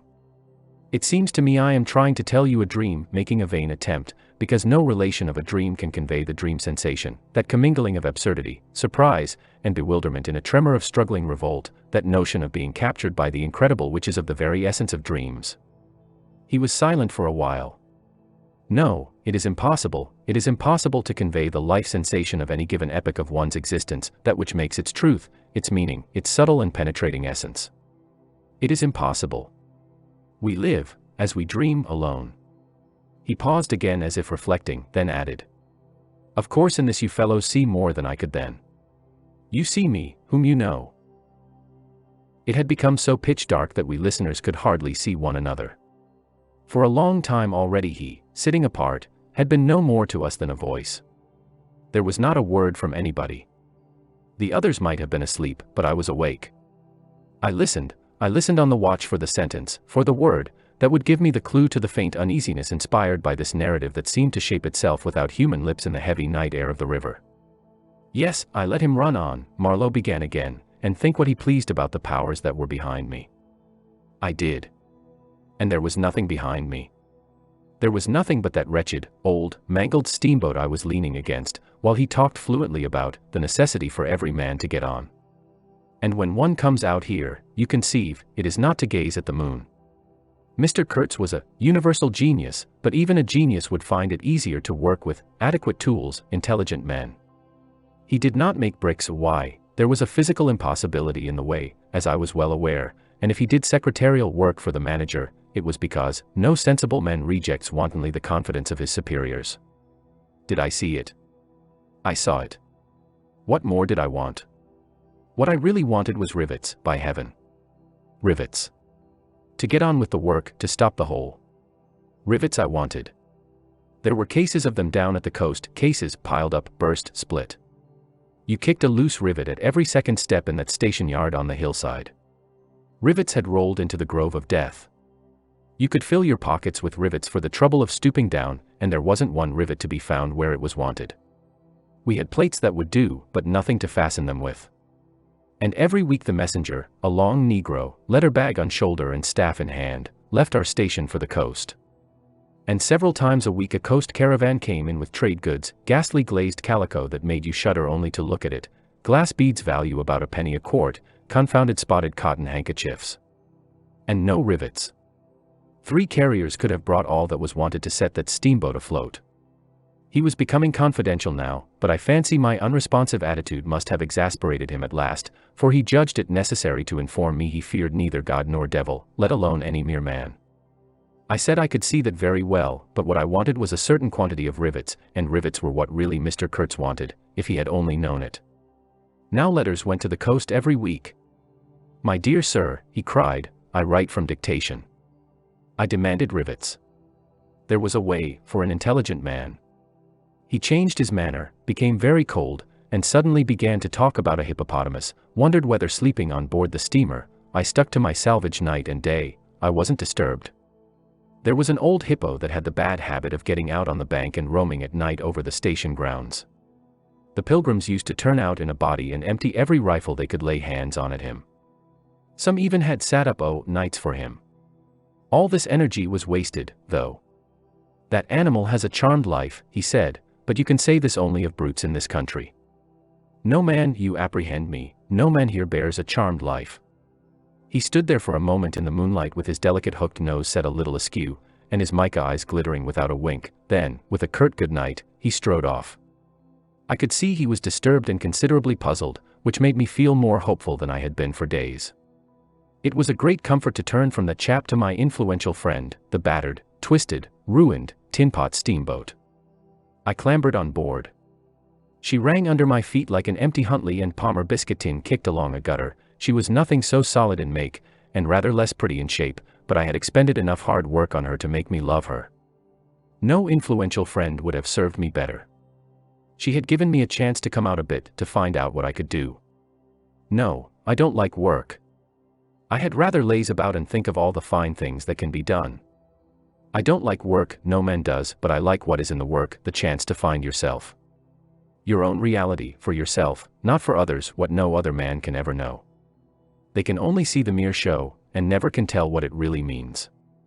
I was not surprised to see somebody sitting aft, on the deck, with his legs dangling over the mud. You see, I rather chummed with the few mechanics there were in that station, whom the other pilgrims naturally despised, on account of their imperfect manners, I suppose. This was the foreman, a boiler-maker by trade, a good worker. He was a lank, bony, yellow-faced man, with big intense eyes. His aspect was worried, and his head was as bald as the palm of my hand, but his hair in falling seemed to have stuck to his chin, and had prospered in the new locality, for his beard hung down to his waist. He was a widower with 6 young children. He had left them in charge of a sister of his to come out there, and the passion of his life was pigeon flying. He was an enthusiast and a connoisseur. He would rave about pigeons. After work hours he used sometimes to come over from his hut for a talk about his children and his pigeons. At work, when he had to crawl in the mud under the bottom of the steamboat, he would tie up that beard of his in a kind of white serviette he brought for the purpose. It had loops to go over his ears. In the evening he could be seen squatted on the bank rinsing that wrapper in the creek with great care, then spreading it solemnly on a bush to dry. I slapped him on the back and shouted, "We shall have rivets." He scrambled to his feet exclaiming, "No. Rivets," as though he couldn't believe his ears. Then in a low voice, I don't know why we behaved like lunatics." I put my finger to the side of my nose and nodded mysteriously. "Good for you," he cried, snapped his fingers above his head, lifting one foot. I tried a jig. We capered on the iron deck. A frightful clatter came out of that hulk, and the virgin forest on the other bank of the creek sent it back in a thundering roll upon the sleeping station. It must have made some of the pilgrims sit up in their hovels. A dark figure obscured the lighted doorway of the manager's hut, vanished, then, a second or so after, the doorway itself vanished, too. We stopped, and the silence driven away by the stamping of our feet flowed back again from the recesses of the land.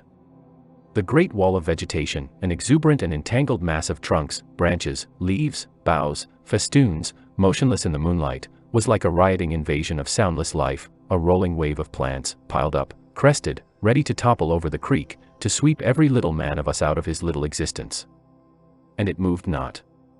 A deadened burst of mighty splashes and snorts reached us from afar, as though an ichthyosaurus had been taking a bath of glitter in the great river. "After all," said the boiler-maker in a reasonable tone, "why shouldn't we get the rivets?" Why not, indeed? I did not know of any reason why we shouldn't. "They'll come in 3 weeks," I said confidently. But they didn't. Instead of rivets there came an invasion, an infliction, a visitation. It came in sections during the next 3 weeks, each section headed by a donkey carrying a white man in new clothes and tan shoes, bowing from that elevation right and left to the impressed pilgrims.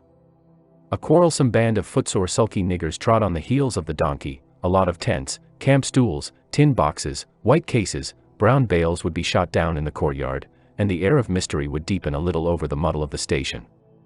5 such installments came, with their absurd air of disorderly flight with the loot of innumerable outfit shops and provision stores, that, one would think, they were lugging, after a raid, into the wilderness for equitable division. It was an inextricable mess of things decent in themselves but that human folly made look like the spoils of thieving.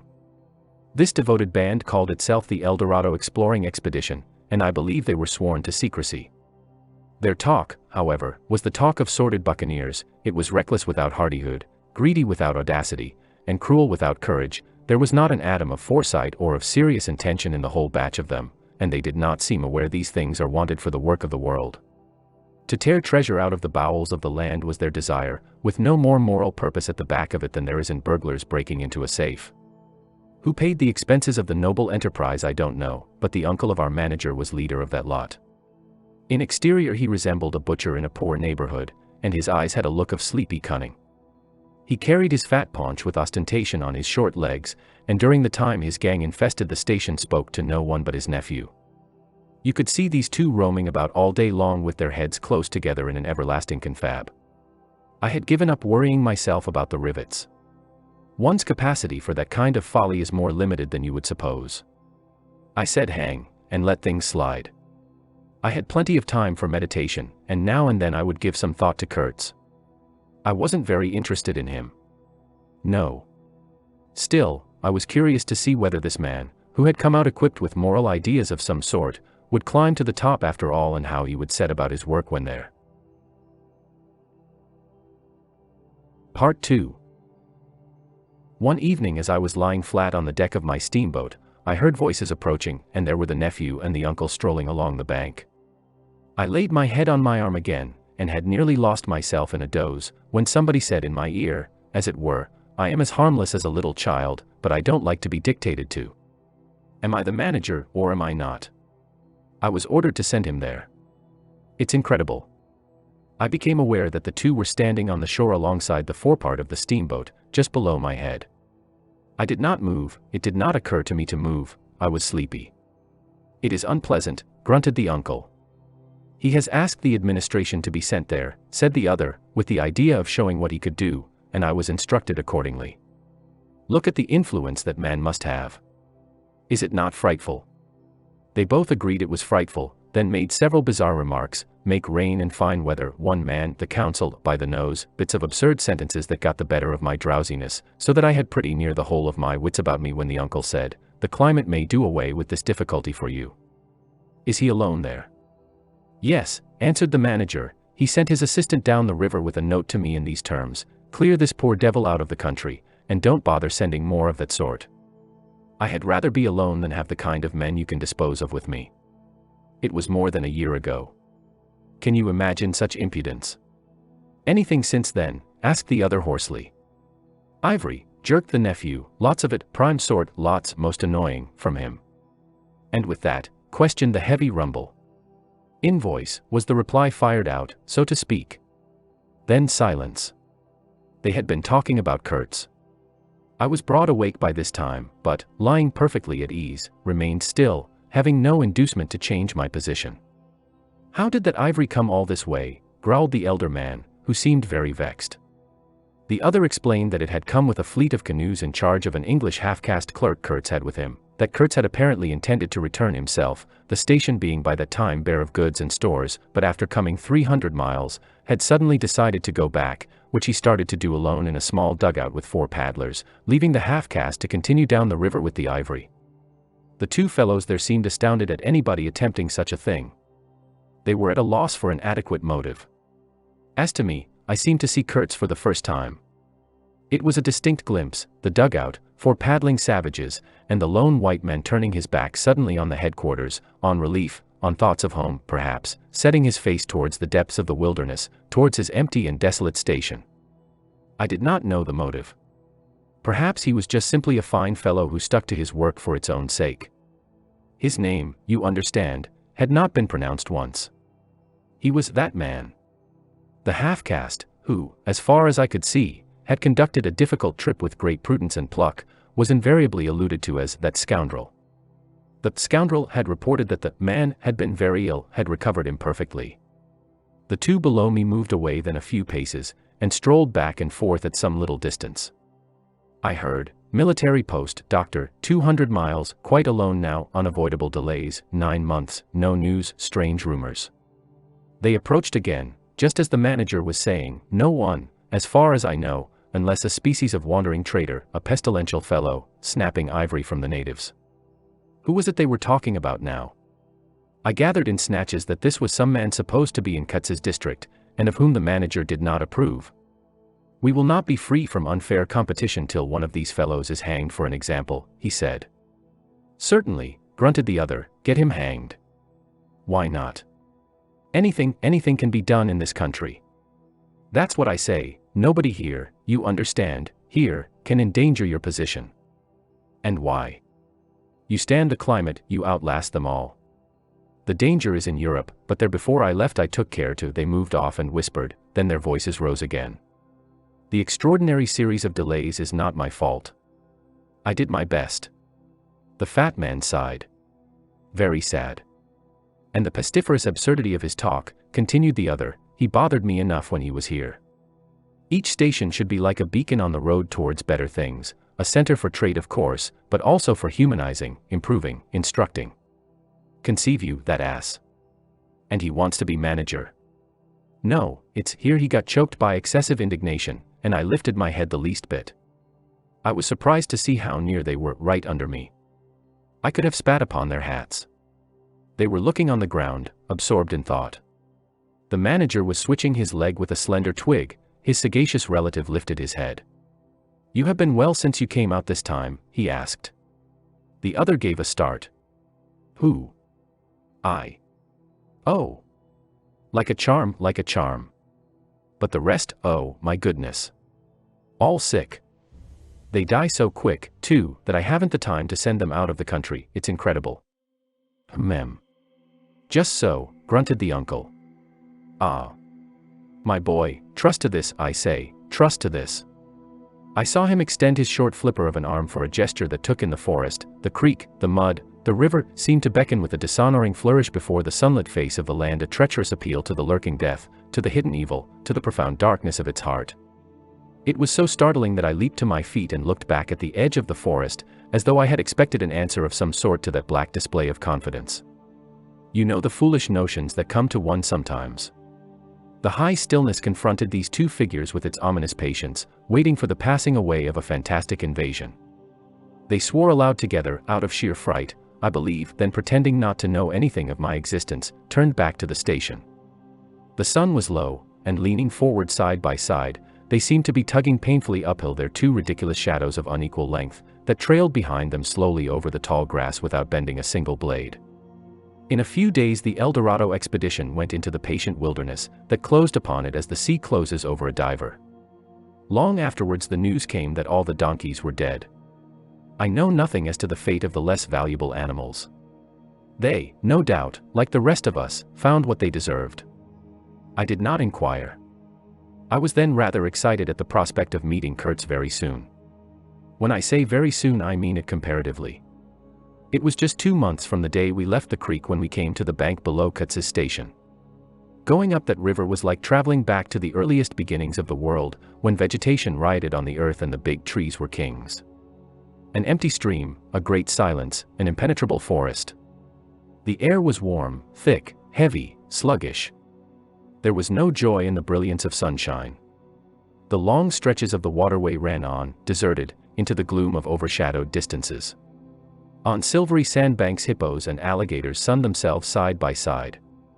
The broadening waters flowed through a mob of wooded islands. You lost your way on that river as you would in a desert, and butted all day long against shoals, trying to find the channel, till you thought yourself bewitched and cut off forever from everything you had known once, somewhere far away, in another existence perhaps.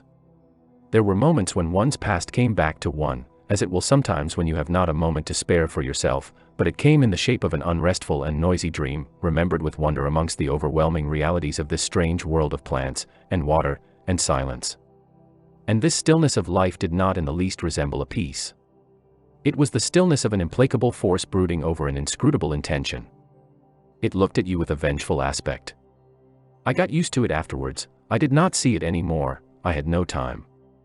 I had to keep guessing at the channel. I had to discern, mostly by inspiration, the signs of hidden banks. I watched for sunken stones. I was learning to clap my teeth smartly before my heart flew out, when I shaved by a fluke some infernal sly old snag that would have ripped the life out of the tin pot steamboat and drowned all the pilgrims. I had to keep a lookout for the signs of deadwood we could cut up in the night for next day's steaming. When you have to attend to things of that sort, to the mere incidents of the surface, the reality, I tell you, fades. The inner truth is hidden, luckily. But I felt it all the same. I felt often its mysterious stillness watching me at my monkey tricks, just as it watches you fellows performing on your respective tightropes for, what is it? Half a crown a tumble. Try to be civil, Marlow, growled a voice, and I knew there was at least one listener awake besides myself. I beg your pardon. I forgot the heartache which makes up the rest of the price. And indeed, what does the price matter, if the trick be well done? You do your tricks very well. And I didn't do badly either, since I managed not to sink that steamboat on my first trip. It's a wonder to me yet. Imagine a blindfolded man set to drive a van over a bad road. I sweated and shivered over that business considerably, I can tell you. After all, for a seaman, to scrape the bottom of the thing that's supposed to float all the time under his care is the unpardonable sin. No one may know of it, but you never forget the thump, A blow on the very heart. You remember it, you dream of it, you wake up at night and think of it, years after, and go hot and cold all over. I don't pretend to say that steamboat floated all the time. More than once she had to wade for a bit, with 20 cannibals splashing around and pushing. We had enlisted some of these chaps on the way for a crew. Fine fellows, cannibals, in their place. They were men one could work with, and I am grateful to them. And, after all, they did not eat each other before my face. They had brought along a provision of hippo meat which went rotten, and made the mystery of the wilderness stink in my nostrils. Phoo! I can sniff it now. I had the manager on board and 3 or 4 pilgrims with their staves, all complete. Sometimes we came upon a station close by the bank, clinging to the skirts of the unknown, and the white men rushing out of a tumble-down hovel, with great gestures of joy and surprise and welcome, seemed very strange, had the appearance of being held there captive by a spell. The word ivory would ring in the air for a while, and on we went again into the silence, along empty reaches, round the still bends, between the high walls of our winding way, reverberating in hollow claps the ponderous beat of the stern wheel. Trees, millions of trees, massive, immense, running up high, and at their foot, hugging the bank against the stream, crept the little begrimed steamboat, like a sluggish beetle crawling on the floor of a lofty portico. It made you feel very small, very lost, and yet it was not altogether depressing, that feeling. After all, if you were small, the grimy beetle crawled on, which was just what you wanted it to do. Where the pilgrims imagined it crawled to I don't know. To some place where they expected to get something. I bet. For me it crawled towards Kurtz exclusively, but when the steam pipes started leaking we crawled very slow. The reaches opened before us and closed behind, as if the forest had stepped leisurely across the water to bar the way for our return. We penetrated deeper and deeper into the heart of darkness. It was very quiet there. At night sometimes the roll of drums behind the curtain of trees would run up the river and remain sustained faintly, as if hovering in the air high over our heads, till the first break of day. Whether it meant war, peace, or prayer we could not tell. The dawns were heralded by the descent of a chill stillness, the woodcutters slept, their fires burned low, the snapping of a twig would make you start. We were wanderers on a prehistoric earth, on an earth that wore the aspect of an unknown planet. We could have fancied ourselves the first of men taking possession of an accursed inheritance, to be subdued at the cost of profound anguish and of excessive toil. But suddenly, as we struggled round a bend, there would be a glimpse of rush walls, of peaked grass roofs, a burst of yells, a whirl of black limbs, a mass of hands clapping, of feet stamping, of bodies swaying, of eyes rolling, under the droop of heavy and motionless foliage. The steamer toiled along slowly on the edge of a black and incomprehensible frenzy. The prehistoric man was cursing us, praying to us, welcoming us, who could tell? We were cut off from the comprehension of our surroundings. We glided past like phantoms, wondering and secretly appalled, as sane men would be before an enthusiastic outbreak in a madhouse. We could not understand because we were too far, and could not remember because we were traveling in the night of first ages, of those ages that are gone, leaving hardly a sign, and no memories. The earth seemed unearthly. We are accustomed to look upon the shackled form of a conquered monster, but there you could look at a thing monstrous and free. It was unearthly, and the men were, no, they were not inhuman. Well, you know, that was the worst of it, this suspicion of their not being inhuman. It would come slowly to one. They howled and leaped, and spun, and made horrid faces, but what thrilled you was just the thought of their humanity, like yours, the thought of your remote kinship with this wild and passionate uproar. Ugly. Yes, it was ugly enough, but if you were man enough you would admit to yourself that there was in you just the faintest trace of a response to the terrible frankness of that noise, a dim suspicion of there being a meaning in it which you so remote from the night of first ages, could comprehend. And why not? The mind of man is capable of anything, because everything is in it, all the past as well as all the future. What was there after all? Joy, fear, sorrow, devotion, valor, rage, who can tell, but truth stripped of its cloak of time.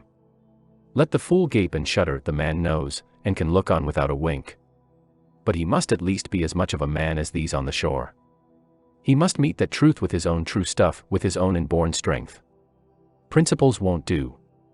Acquisitions, clothes, pretty rags that would fly off at the first good shake. No, you want a deliberate belief. An appeal to me in this fiendish row, is there?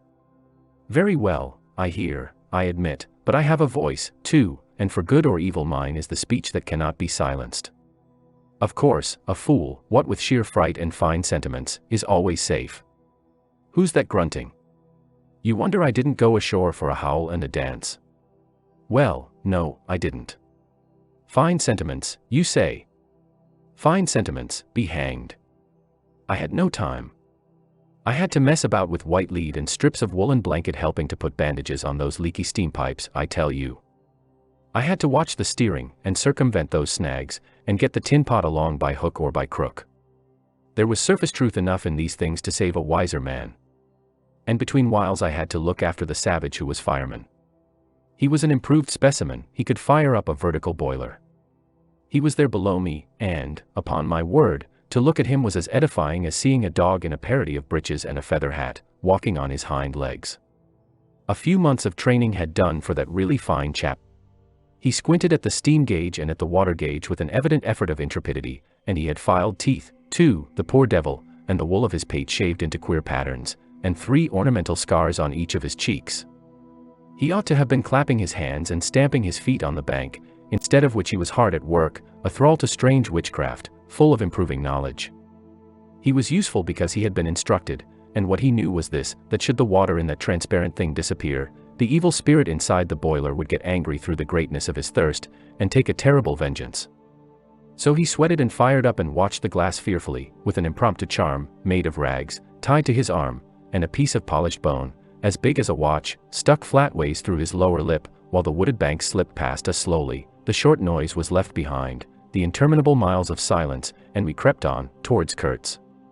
But the snags were thick, the water was treacherous and shallow, the boiler seemed indeed to have a sulky devil in it, and thus neither that fireman nor I had any time to peer into our creepy thoughts. Some 50 miles below the inner station we came upon a hut of reeds, an inclined and melancholy pole, with the unrecognizable tatters of what had been a flag of some sort flying from it, and a neatly stacked woodpile. This was unexpected. We came to the bank, and on the stack of firewood found a flat piece of board with some faded pencil writing on it. When deciphered it said, "Wood for you. Hurry up. Approach cautiously." There was a signature, but it was illegible, not Kurtz, a much longer word. Hurry up. Where? Up the river. Approach cautiously. We had not done so. But the warning could not have been meant for the place where it could be only found after approach. Something was wrong above. But what, and how much? That was the question. We commented adversely upon the imbecility of that telegraphic style. The bush around said nothing, and would not let us look very far, either. A torn curtain of red tulle hung in the doorway of the hut, and flapped sadly in our faces. The dwelling was dismantled, but we could see a white man had lived there not very long ago. There remained a rude table, a plank on 2 posts, a heap of rubbish reposed in a dark corner, and by the door I picked up a book. It had lost its covers, and the pages had been thumbed into a state of extremely dirty softness, but the back had been lovingly stitched afresh with white cotton thread, which looked clean yet. It was an extraordinary find. Its title was, An Inquiry into Some Points of Seamanship, by a man Towser, Towson, some such name, master in His Majesty's Navy. The matter looked dreary reading enough, with illustrative diagrams and repulsive tables of figures, and the copy was 60 years old. I handled this amazing antiquity with the greatest possible tenderness, lest it should dissolve in my hands. Within, Towson or Towser was inquiring earnestly into the breaking strain of ship's chains and tackle, and other such matters. Not a very enthralling book, but at the first glance you could see there a singleness of intention, an honest concern for the right way of going to work, which made these humble pages, thought out so many years ago, luminous with another than a professional light. The simple old sailor, with his talk of chains and purchases, made me forget the jungle and the pilgrims in a delicious sensation of having come upon something unmistakably real. Such a book being there was wonderful enough, but still more astounding were the notes penciled in the margin, and plainly referring to the text. I couldn't believe my eyes. They were in cipher. Yes, it looked like cipher. Fancy a man lugging with him a book of that description into this nowhere and studying it, and making notes, in cipher at that. It was an extravagant mystery. I had been dimly aware for some time of a worrying noise, and when I lifted my eyes I saw the woodpile was gone, and the manager, aided by all the pilgrims, was shouting at me from the riverside. I slipped the book into my pocket. I assure you to leave off reading was like tearing myself away from the shelter of an old and solid friendship. I started the lame engine ahead. "It must be this miserable traitor, this intruder," exclaimed the manager, looking back malevolently at the place we had left. "He must be English," I said. "It will not save him from getting into trouble if he is not careful," muttered the manager darkly. I observed with assumed innocence that no man was safe from trouble in this world. The current was more rapid now, the steamer seemed at her last gasp, the sternwheel flopped languidly, and I caught myself listening on tiptoe for the next beat of the boat, for in sober truth I expected the wretched thing to give up every moment. It was like watching the last flickers of a life. But still we crawled. Sometimes I would pick out a tree a little way ahead to measure our progress towards Kurtz by, but I lost it invariably before we got abreast. To keep the eye so long on one thing was too much for human patience. The manager displayed a beautiful resignation. I fretted and fumed and took to arguing with myself whether or no I would talk openly with Kurtz, but before I could come to any conclusion it occurred to me that my speech or my silence, indeed any action of mine, would be a mere futility. What did it matter what anyone knew or ignored? What did it matter who was manager? One gets sometimes such a flash of insight. The essentials of this affair lay deep under the surface, beyond my reach, and beyond my power of meddling. Towards the evening of the second day we judged ourselves about 8 miles from Kurtz's station.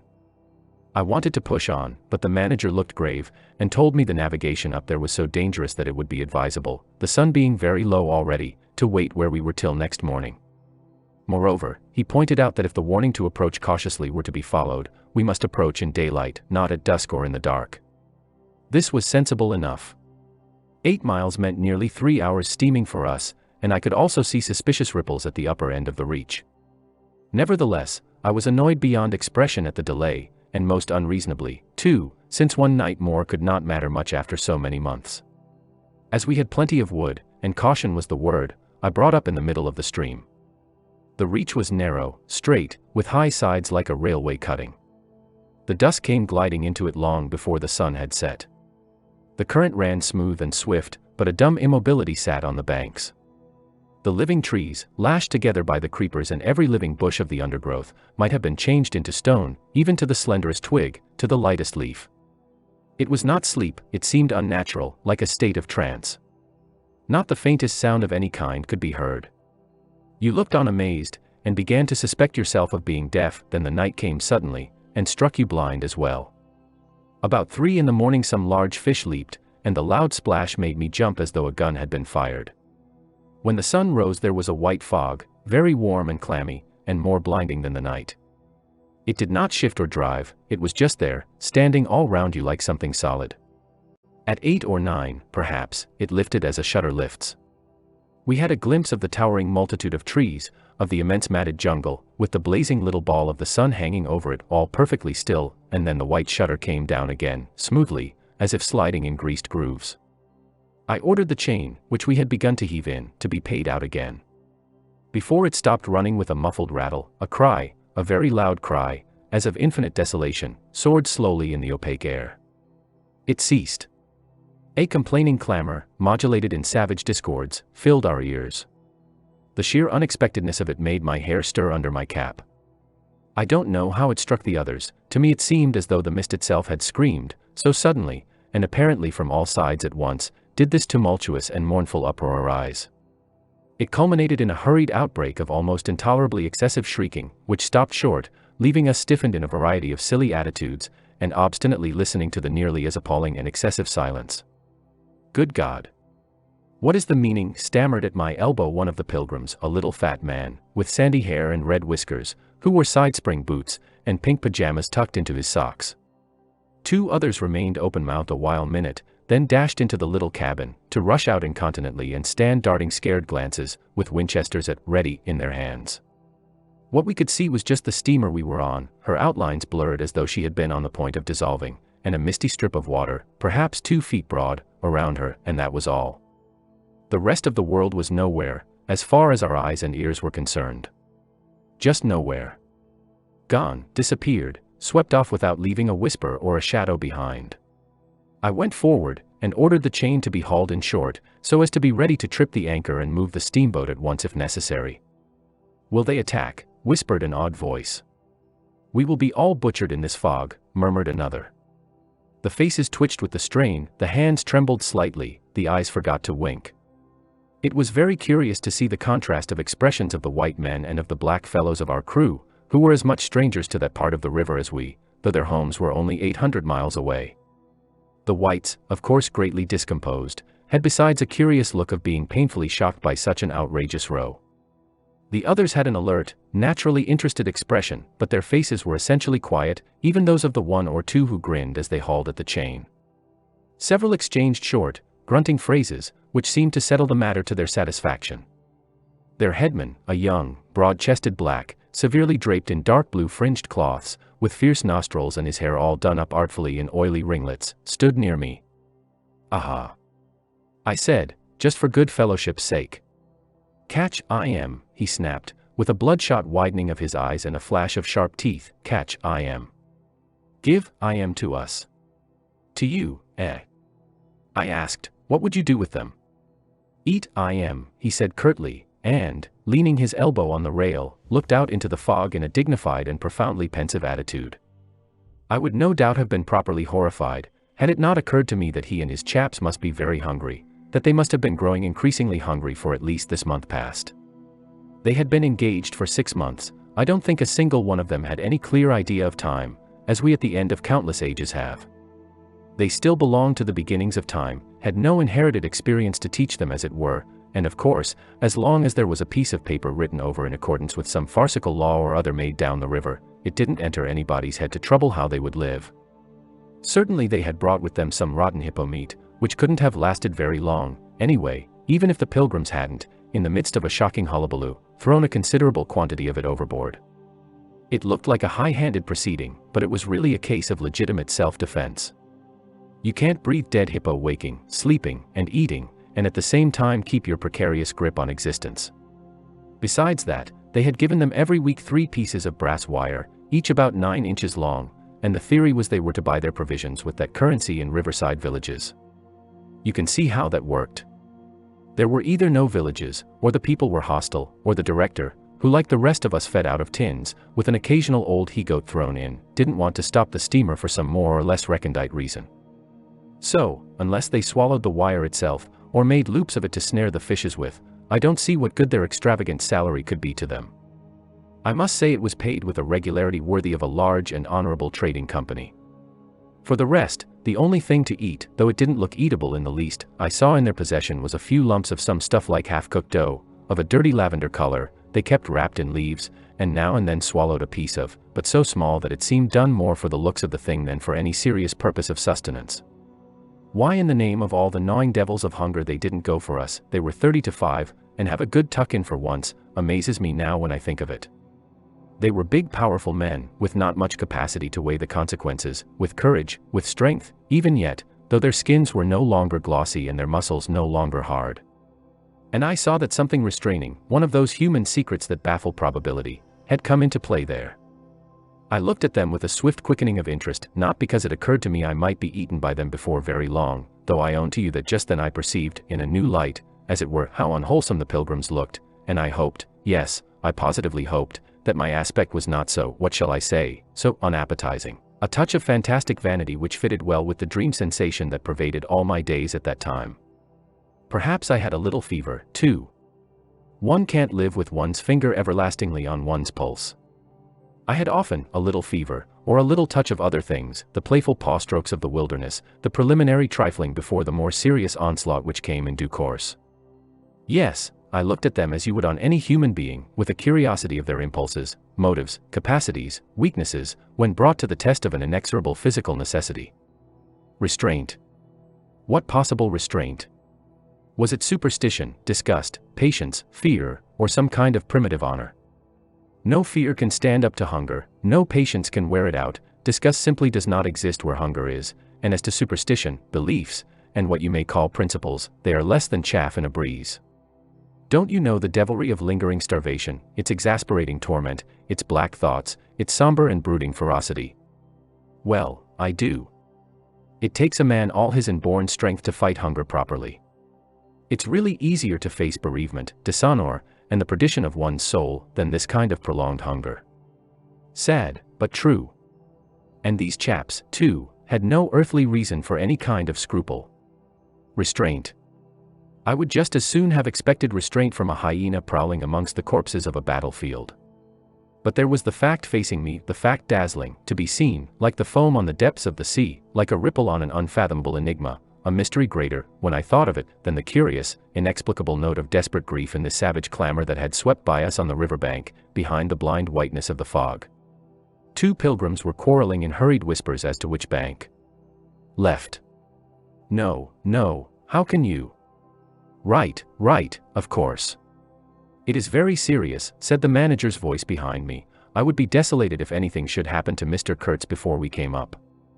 I looked at him, and had not the slightest doubt he was sincere. He was just the kind of man who would wish to preserve appearances. That was his restraint. But when he muttered something about going on at once, I did not even take the trouble to answer him. I knew, and he knew, that it was impossible. Were we to let go our hold of the bottom, we would be absolutely in the air, in space. We wouldn't be able to tell where we were going to, whether up or downstream, or across, till we fetched against one bank or the other, and then we wouldn't know at first which it was. Of course I made no move. I had no mind for a smash-up. You couldn't imagine a more deadly place for a shipwreck. Whether we drowned at once or not, we were sure to perish speedily in one way or another. I authorize you to take all the risks, he said, after a short silence. I refuse to take any, I said shortly, which was just the answer he expected, though its tone might have surprised him. Well, I must defer to your judgment. You are captain, he said with marked civility. I turned my shoulder to him in sign of my appreciation, and looked into the fog. How long would it last? It was the most hopeless lookout. The approach to this Kurtz grubbing for ivory in the wretched bush was beset by as many dangers as though he had been an enchanted princess sleeping in a fabulous castle. Will they attack, do you think? Asked the manager, in a confidential tone. I did not think they would attack, for several obvious reasons. The thick fog was one. If they left the bank in their canoes they would get lost in it, as we would be if we attempted to move. Still, I had also judged the jungle of both banks quite impenetrable, and yet eyes were in it, eyes that had seen us. The riverside bushes were certainly very thick, but the undergrowth behind was evidently penetrable. However, during the short lift I had seen no canoes anywhere in the reach, certainly not abreast of the steamer. But what made the idea of attack inconceivable to me was the nature of the noise, of the cries we had heard. They had not the fierce character boding immediate hostile intention. Unexpected, wild, and violent as they had been, they had given me an irresistible impression of sorrow. The glimpse of the steamboat had for some reason filled those savages with unrestrained grief. The danger, if any, I expounded, was from our proximity to a great human passion let loose. Even extreme grief may ultimately vent itself in violence, but more generally takes the form of apathy. You should have seen the pilgrims stare. They had no heart to grin, or even to revile me, but I believe they thought me gone mad, with fright, maybe. I delivered a regular lecture. My dear boys, it was no good bothering. Keep a lookout. Well, you may guess I watched the fog for the signs of lifting as a cat watches a mouse, but for anything else our eyes were of no more use to us than if we had been buried miles deep in a heap of cotton wool. It felt like it, too, choking, warm, stifling. Besides, all I said, though it sounded extravagant, was absolutely true to fact. What we afterwards alluded to as an attack was really an attempt at repulse. The action was very far from being aggressive, it was not even defensive, in the usual sense, it was undertaken under the stress of desperation, and in its essence was purely protective. It developed itself, I should say, 2 hours after the fog lifted, and its commencement was at a spot, roughly speaking, about 1.5 miles below Kurtz's station. We had just floundered and flopped round a bend, when I saw an islet, a mere grassy hummock of bright green, in the middle of the stream. It was the only thing of the kind, but as we opened the reach more, I perceived it was the head of a long sandbank, or rather of a chain of shallow patches stretching down the middle of the river. They were discolored, just awash, and the whole lot was seen just under the water, exactly as a man's backbone is seen running down the middle of his back under the skin. Now, as far as I did see, I could go to the right or to the left of this. I didn't know either channel, of course. The banks looked pretty well alike, the depth appeared the same, but as I had been informed the station was on the west side, I naturally headed for the western passage.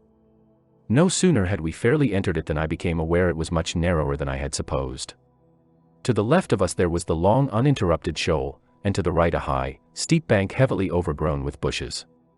Above the bush the trees stood in serried ranks. The twigs overhung the current thickly, and from distance to distance a large limb of some tree projected rigidly over the stream. It was then well on in the afternoon, the face of the forest was gloomy, and a broad strip of shadow had already fallen on the water. In this shadow we steamed up, very slowly, as you may imagine. I sheered her well inshore, the water being deepest near the bank, as the sounding pole informed me. One of my hungry and forbearing friends was sounding in the bows just below me. This steamboat was exactly like a decked scow.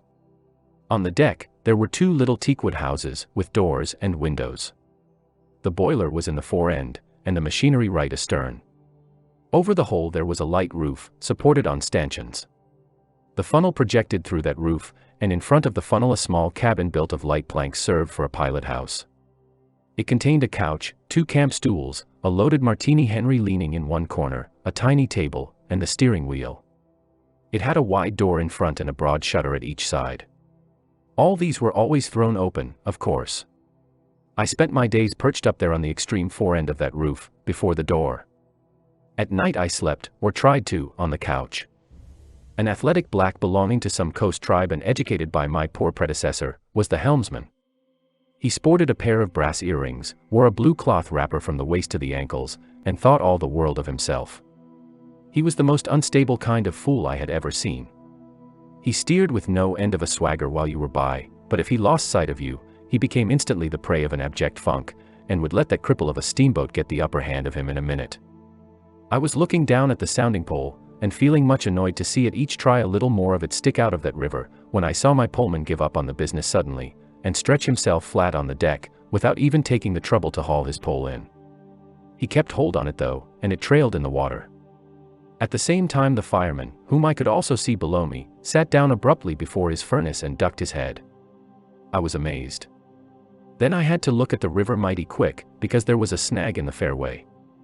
Sticks, little sticks, were flying about, thick, they were whizzing before my nose, dropping below me, striking behind me against my pilot house. All this time the river, the shore, the woods, were very quiet, perfectly quiet. I could only hear the heavy splashing thump of the stern wheel and the patter of these things. We cleared the snag clumsily. Arrows, by Jove! We were being shot at. I stepped in quickly to close the shutter on the land side. That fool helmsman, his hands on the spokes, was lifting his knees high, stamping his feet, champing his mouth, like a reined-in horse. Confound him. And we were staggering within 10 feet of the bank.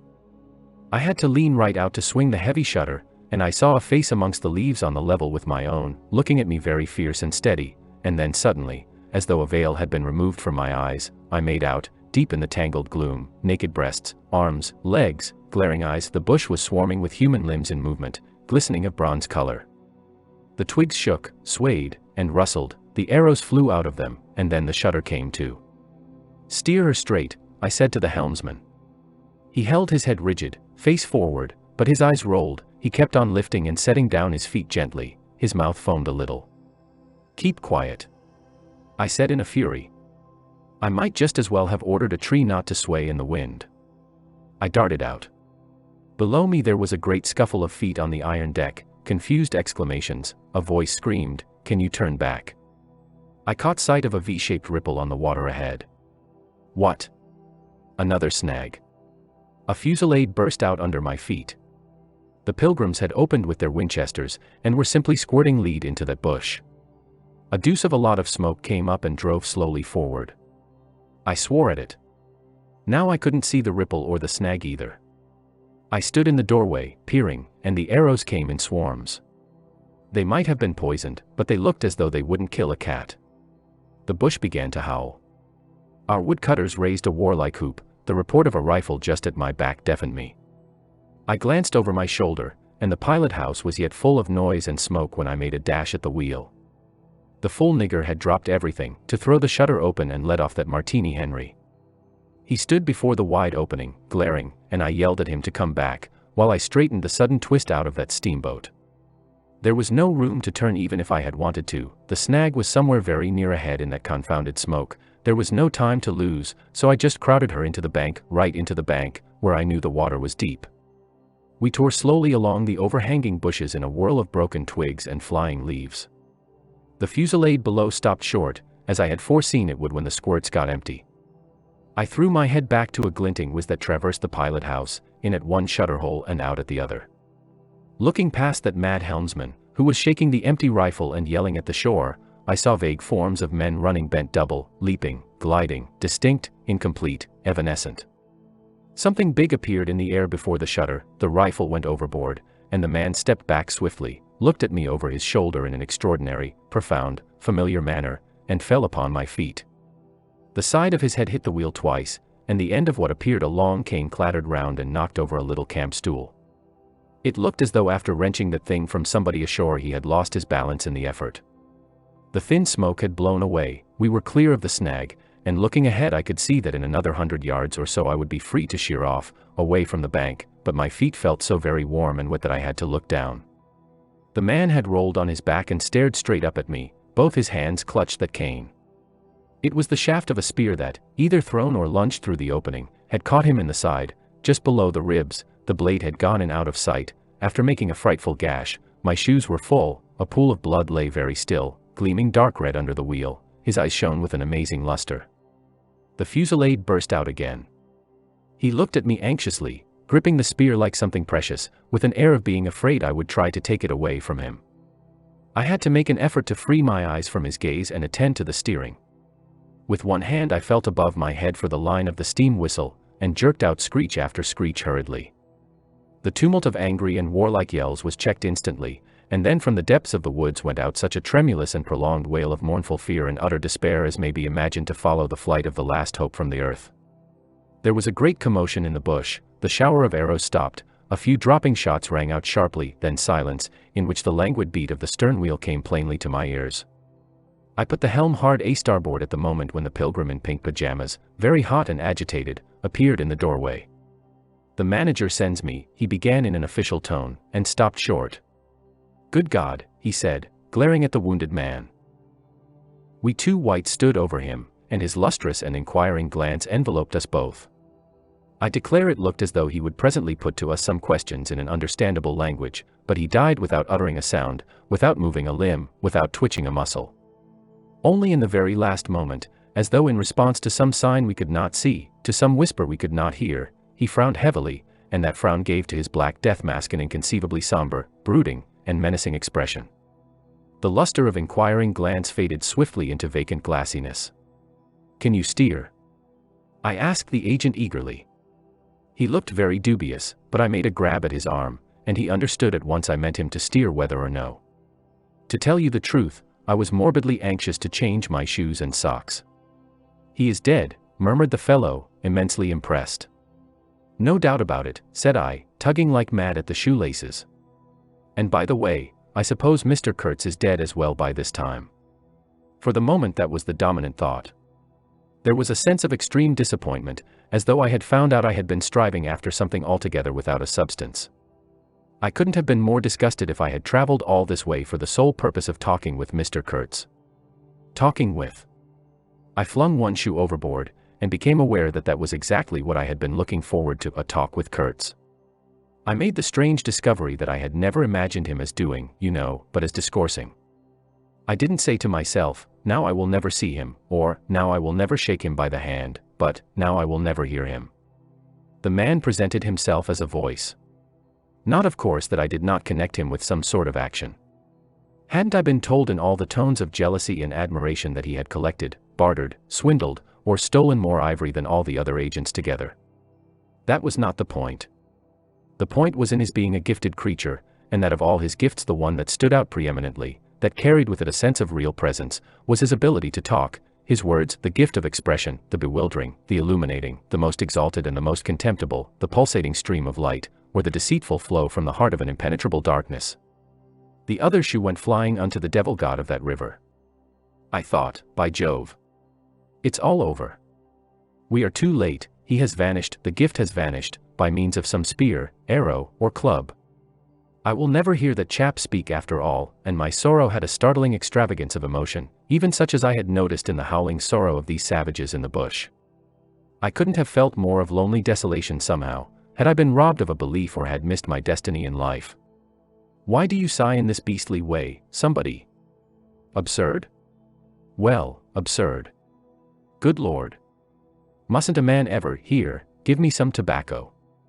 There was a pause of profound stillness, then a match flared, and Marlow's lean face appeared, worn, hollow, with downward folds and dropped eyelids, with an aspect of concentrated attention, and as he took vigorous draws at his pipe, it seemed to retreat and advance out of the night in the regular flicker of tiny flame. The match went out. Absurd, he cried. This is the worst of trying to tell. Here you all are, each moored with two good addresses, like a hulk with two anchors, a butcher round one corner, a policeman round another, excellent appetites, and temperature normal, you hear, normal from year's end to year's end. And you say, absurd. Absurd be exploded. Absurd. My dear boys, what can you expect from a man who out of sheer nervousness had just flung overboard a pair of new shoes? Now I think of it, it is amazing I did not shed tears. I am, upon the whole, proud of my fortitude. I was cut to the quick at the idea of having lost the inestimable privilege of listening to the gifted Kurtz. Of course I was wrong. The privilege was waiting for me. Oh, yes, I heard more than enough. And I was right, too. A voice. He was very little more than a voice.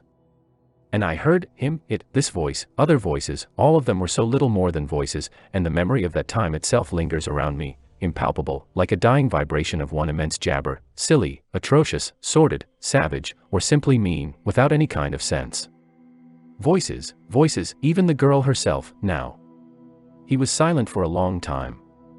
I laid the ghost of his gifts at last with a lie, he began, suddenly. Girl. What? Did I mention a girl? Oh, she is out of it, completely. They, the women, I mean, are out of it, should be out of it. We must help them to stay in that beautiful world of their own, lest ours gets worse. Oh, she had to be out of it. You should have heard the disinterred body of Mr. Kurtz saying, my intended. You would have perceived directly then how completely she was out of it. And the lofty frontal bone of Mr. Kurtz. They say the hair goes on growing sometimes, but this, specimen, was impressively bald.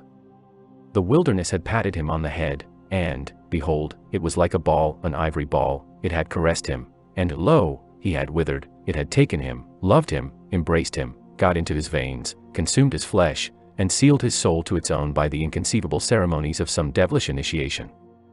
He was its spoiled and pampered favorite. Ivory. I should think so. Heaps of it, stacks of it. The old mud shanty was bursting with it. You would think there was not a single tusk left either above or below the ground in the whole country. Mostly fossil, the manager had remarked, disparagingly. It was no more fossil than I am, but they call it fossil when it is dug up. It appears these niggers do bury the tusk sometimes, but evidently they couldn't bury this parcel deep enough to save the gifted Mr. Kurtz from his fate. We filled the steamboat with it, and had to pile a lot on the deck. Thus he could see and enjoy as long as he could see, because the appreciation of this favor had remained with him to the last. You should have heard him say, "My ivory." Oh, yes, I heard him. My intended, my ivory, my station, my river, my everything belonged to him. It made me hold my breath in expectation of hearing the wilderness burst into a prodigious peal of laughter that would shake the fixed stars in their places. Everything belonged to him, but that was a trifle. The thing was to know what he belonged to, how many powers of darkness claimed him for their own. That was the reflection that made you creepy all over. It was impossible, it was not good for one either, trying to imagine. He had taken a high seat amongst the devils of the land, I mean literally. You can't understand. How could you, with solid pavement under your feet, surrounded by kind neighbors ready to cheer you or to fall on you, stepping delicately between the butcher and the policeman, in the holy terror of scandal and gallows and lunatic asylums, how can you imagine what particular region of the first ages a man's untrammeled feet may take him into by the way of solitude, utter solitude without a policeman, by the way of silence, utter silence, where no warning voice of a kind neighbor can be heard? Whispering of public opinion. These little things make all the great difference. When they are gone you must fall back upon your own innate strength, upon your own capacity for faithfulness. Of course you may be too much of a fool to go wrong, too dull even to know you are being assaulted by the powers of darkness. I take it, no fool ever made a bargain for his soul with the devil, the fool is too much of a fool, or the devil too much of a devil, I don't know which. Or you may be such a thunderingly exalted creature as to be altogether deaf and blind to anything but heavenly sights and sounds. Then the earth for you is only a standing place, and whether to be like this is your loss or your gain I won't pretend to say. But most of us are neither one nor the other. The earth for us is a place to live in, where we must put up with sights, with sounds, with smells, too, by Jove, breathe dead hippo, so to speak, and not be contaminated. And there, don't you see? Your strength comes in, the faith in your ability for the digging of unostentatious holes to bury the stuff in, your power of devotion, not to yourself, but to an obscure, back-breaking business. And that's difficult enough. Mind, I am not trying to excuse or even explain, I am trying to account to myself for Mr. Kurtz, for the shade of Mr. Kurtz. This initiated wraith from the back of nowhere honored me with its amazing confidence before it vanished altogether. This was because it could speak English to me. The original Kurtz had been educated partly in England, and, as he was good enough to say himself, his sympathies were in the right place. His mother was half English, his father was half French.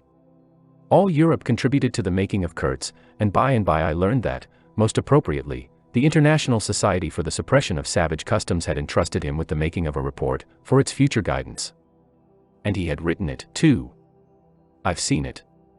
I've read it. It was eloquent, vibrating with eloquence, but too high-strung, I think. 17 pages of close writing he had found time for. But this must have been before his, let us say, nerves, went wrong, and caused him to preside at certain midnight dances ending with unspeakable rites, which, as far as I reluctantly gathered from what I heard at various times, were offered up to him, do you understand, to Mr. Kurtz himself. But it was a beautiful piece of writing. The opening paragraph, however, in the light of later information, strikes me now as ominous. He began with the argument that we whites, from the point of development we had arrived at, must necessarily appear to them savages in the nature of supernatural beings. We approach them with the might of a deity, and so on, and so on. By the simple exercise of our will we can exert a power for good practically unbounded, etc., etc. From that point he soared and took me with him. The peroration was magnificent, though difficult to remember, you know. It gave me the notion of an exotic immensity ruled by an august benevolence. It made me tingle with enthusiasm. This was the unbounded power of eloquence, of words, of burning noble words. There were no practical hints to interrupt the magic current of phrases, unless a kind of note at the foot of the last page, scrawled evidently much later, in an unsteady hand, may be regarded as the exposition of a method. It was very simple, and at the end of that moving appeal to every altruistic sentiment it blazed at you, luminous and terrifying, like a flash of lightning in a serene sky, exterminate all the brutes. The curious part was that he had apparently forgotten all about that valuable postscriptum, because, later on, when he in a sense came to himself, he repeatedly entreated me to take good care of my pamphlet, he called it, as it was sure to have in the future a good influence upon his career. I had full information about all these things, and, besides, as it turned out, I was to have the care of his memory. I've done enough for it to give me the indisputable right to lay it, if I choose, for an everlasting rest in the dustbin of progress, amongst all the sweepings and, figuratively speaking, all the dead cats of civilization. But then, you see, I can't choose. He won't be forgotten. Whatever he was not common. He had the power to charm or frighten rudimentary souls into an aggravated witch dance in his honor. He could also fill the small souls of the pilgrims with bitter misgivings. He had one devoted friend at least, and he had conquered one soul in the world that was neither rudimentary nor tainted with self-seeking. No, I can't forget him, though I am not prepared to affirm the fellow was exactly worth the life we lost in getting to him. I missed my late helmsman awfully. I missed him even while his body was still lying in the pilot house. Perhaps you will think it passing strange, this regret for a savage who was no more account than a grain of sand in a black Sahara. Well, don't you see, he had done something, he had steered. For months I had him at my back, a help, an instrument. It was a kind of partnership. He steered for me, I had to look after him, I worried about his deficiencies, and thus a subtle bond had been created, of which I only became aware when it was suddenly broken. And the intimate profundity of that look he gave me when he received his hurt remains to this day in my memory like a claim of distant kinship affirmed in a supreme moment. Poor fool! If he had only left that shutter alone! He had no restraint, just like Kurtz, a tree swayed by the wind. As soon as I had put on a dry pair of slippers, I dragged him out, after first jerking the spear out of his side, which operation I confess I performed with my eyes shut tight. His heels leaped together over the little doorstep, his shoulders were pressed to my breast, I hugged him from behind desperately. Oh! He was heavy, heavier than any man on earth, I should imagine. Then without more ado I tipped him overboard. The current snatched him as though he had been a wisp of grass, and I saw the body roll over twice before I lost sight of it forever.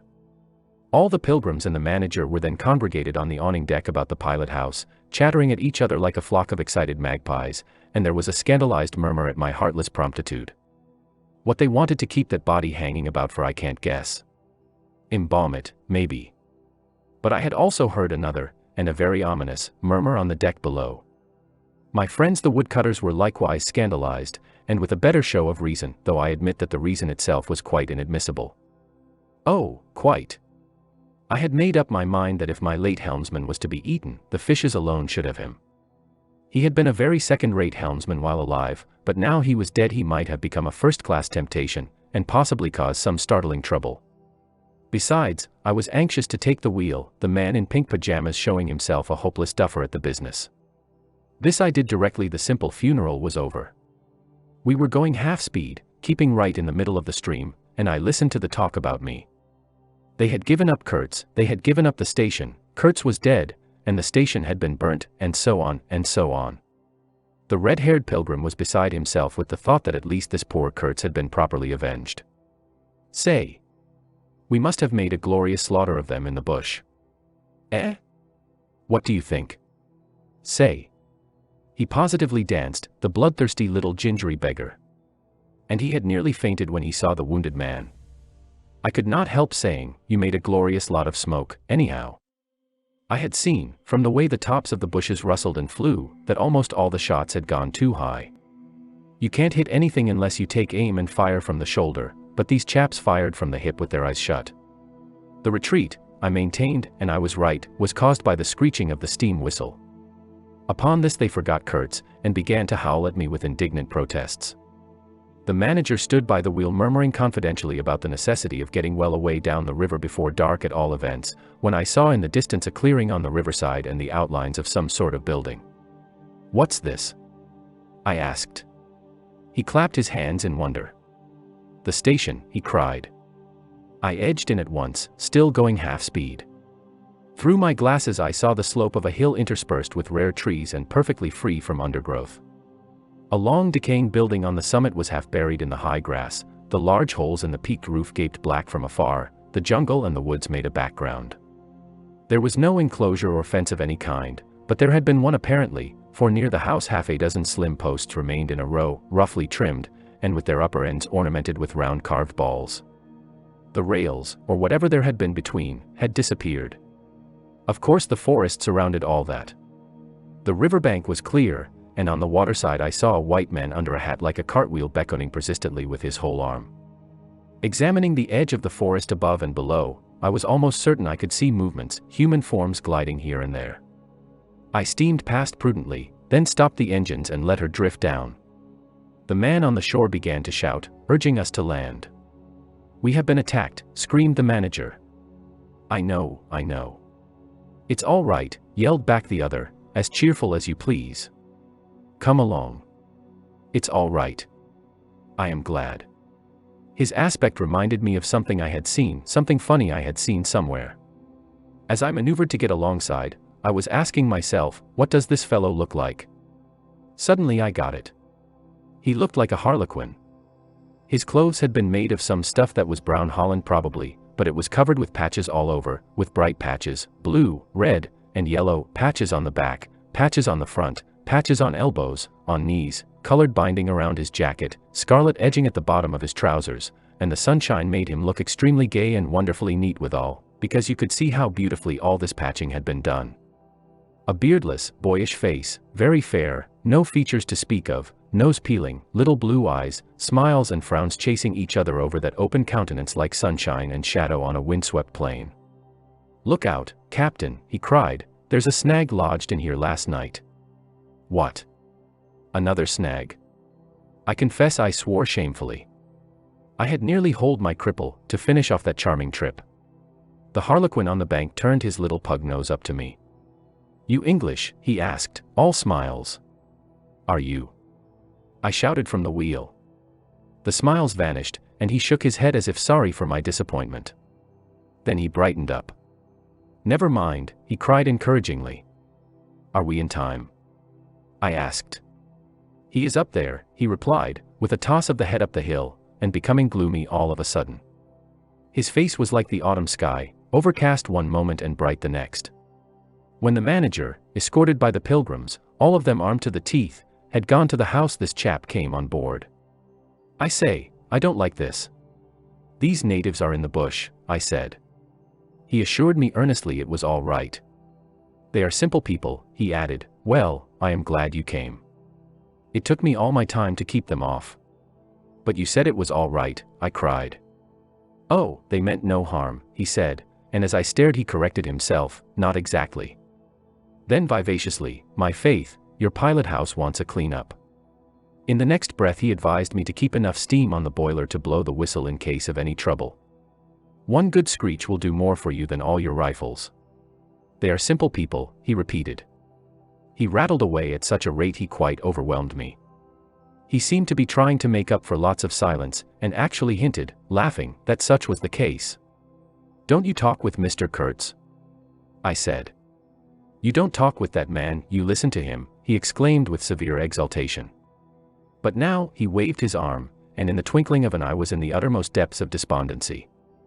In a moment he came up again with a jump, possessed himself of both my hands, shook them continuously, while he gabbled, "Brother sailor, honor, pleasure, delight, introduce myself. Russian, son of an archpriest. Government of Tambov. What? Tobacco. English tobacco, the excellent English tobacco. Now, that's brotherly. Smoke. Where's a sailor that does not smoke?" The pipe soothed him, and gradually I made out he had run away from school, had gone to sea in a Russian ship, ran away again, served some time in English ships, was now reconciled with the archpriest. He made a point of that. But when one is young one must see things, gather experience, ideas, enlarge the mind. "Here," I interrupted. "You can never tell. Here I met Mr. Kurtz," he said, youthfully solemn and reproachful. I held my tongue after that. It appears he had persuaded a Dutch trading house on the coast to fit him out with stores and goods, and had started for the interior with a light heart and no more idea of what would happen to him than a baby. He had been wandering about that river for nearly 2 years alone, cut off from everybody and everything. "I am not so young as I look. I am 25, he said. At first old Van Schutten would tell me to go to the devil, he narrated with keen enjoyment, but I stuck to him, and talked, till at last he got afraid I would talk the hind leg off his favorite dog, so he gave me some cheap things and a few guns, and told me he hoped he would never see my face again. Good old Dutchman, Van Schutten. I've sent him one small lot of ivory a year ago, so that he can't call me a little thief when I get back. I hope he got it. And for the rest I don't care. I had some wood stacked for you. That was my old house. Did you see? I gave him Towson's book. He made as though he would kiss me, but restrained himself. The only book I had left, and I thought I had lost it, he said, looking at it ecstatically.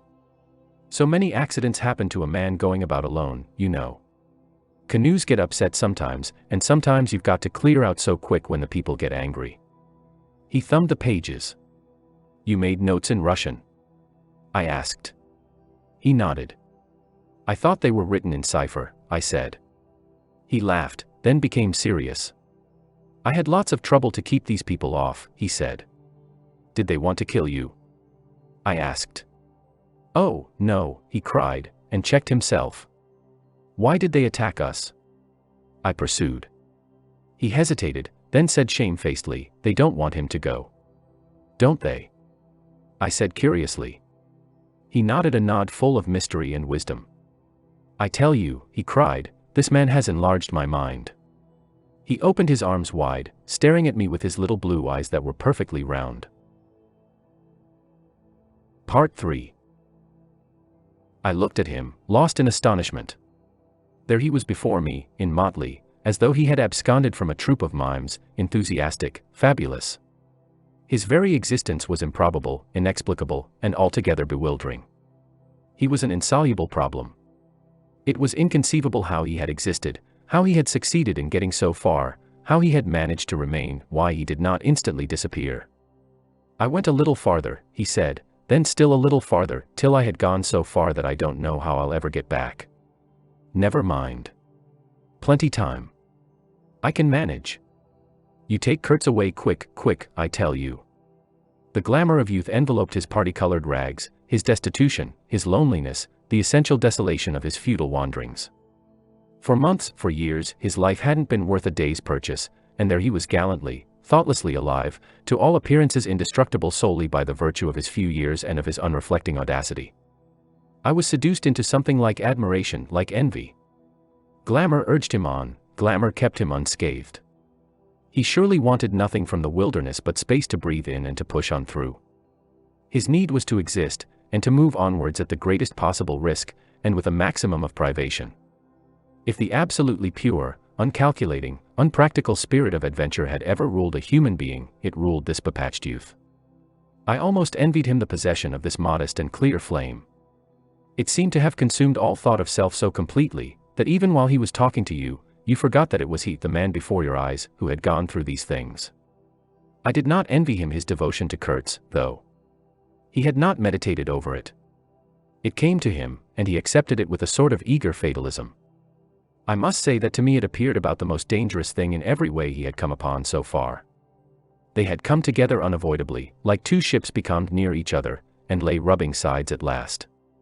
I suppose Kurtz wanted an audience, because on a certain occasion, when encamped in the forest, they had talked all night, or more probably Kurtz had talked. We talked of everything, he said, quite transported at the recollection. I forgot there was such a thing as sleep. The night did not seem to last an hour. Everything. Everything. Of love, too. Ah, he talked to you of love? I said, much amused. It isn't what you think, he cried, almost passionately. It was in general. He made me see things. He threw his arms up. We were on deck at the time, and the headman of my woodcutters, lounging nearby, turned upon him his heavy and glittering eyes. I looked around, and I don't know why, but I assure you that never before, did this land, this river, this jungle, the very arch of this blazing sky, appear to me so hopeless and so dark, so impenetrable to human thought, so pitiless to human weakness. And, ever since, you have been with him, of course. I said. On the contrary. It appears their intercourse had been very much broken by various causes. He had, as he informed me proudly, managed to nurse Kurtz through 2 illnesses. He alluded to it as you would to some risky feat, but as a rule Kurtz wandered alone, far in the depths of the forest. Very often coming to this station, I had to wait days and days before he would turn up, he said. Ah, it was worth waiting for, sometimes. What was he doing? Exploring or what? I asked. Oh, yes, of course, he had discovered lots of villages, a lake, 2. He did not know exactly in what direction. It was dangerous to inquire too much, but mostly his expeditions had been for ivory. But he had no goods to trade with by that time, I objected. There's a good lot of cartridges left even yet, he answered, looking away. To speak plainly, he raided the country, I said. He nodded. Not alone, surely. He muttered something about the villages round that lake. Kurtz got the tribe to follow him, did he? I suggested. He fidgeted a little. They adored him, he said. The tone of these words was so extraordinary that I looked at him searchingly. It was curious to see his mingled eagerness and reluctance to speak of Kurtz. The man filled his life, occupied his thoughts, swayed his emotions. What can you expect? He burst out. He came to them with thunder and lightning, you know, and they had never seen anything like it, and very terrible. He could be very terrible. You can't judge Mr. Kurtz as you would an ordinary man. No, no, no. Now, just to give you an idea, I don't mind telling you, he wanted to shoot me, too, one day, but I don't judge him. Shoot you? I cried, what for? Well, I had a small lot of ivory the chief of that village near my house gave me. You see, I used to shoot game for them. Well, he wanted it, and wouldn't hear reason. He declared he would shoot me unless I gave him the ivory and then cleared out of the country, because he could do so, and had a fancy for it, and there was nothing on earth to prevent him killing whom he jolly well pleased. And it was true, too. I gave him the ivory. What did I care? But I didn't clear out. No, no. I couldn't leave him. I had to be careful, of course, till we got friendly again for a time. He had his second illness then. Afterwards I had to keep out of the way, but I didn't mind. He was living for the most part in those villages on the lake. When he came down to the river, sometimes he would take to me, and sometimes it was better for me to be careful. This man suffered too much. He hated all this, and somehow he couldn't get away. When I had a chance I begged him to try and leave while there was time. I offered to go back with him. And he would say yes, and then he would remain, go off on another ivory hunt, disappear for weeks, forget himself amongst these people, forget himself, you know. Why? He's mad, I said. He protested indignantly. Mr. Kurtz couldn't be mad. If I had heard him talk, only 2 days ago, I wouldn't dare hint at such a thing. I had taken up my binoculars while we talked, and was looking at the shore, sweeping the limit of the forest at each side and at the back of the house. The consciousness of there being people in that bush, so silent, so quiet, as silent and quiet as the ruined house on the hill, made me uneasy. There was no sign on the face of nature of this amazing tale that was not so much told as suggested to me in desolate exclamations, completed by shrugs, in interrupted phrases, in hints ending in deep sighs. The woods were unmoved, like a mask, heavy, like the closed door of a prison. They looked with their air of hidden knowledge, of patient expectation, of unapproachable silence. The Russian was explaining to me that it was only lately that Mr. Kurtz had come down to the river, bringing along with him all the fighting men of that lake tribe. He had been absent for several months, getting himself adored, I suppose, and had come down unexpectedly, with the intention to all appearance of making a raid either across the river or downstream. Evidently the appetite for more ivory had got the better of the, what shall I say, less material aspirations. However, he had got much worse suddenly.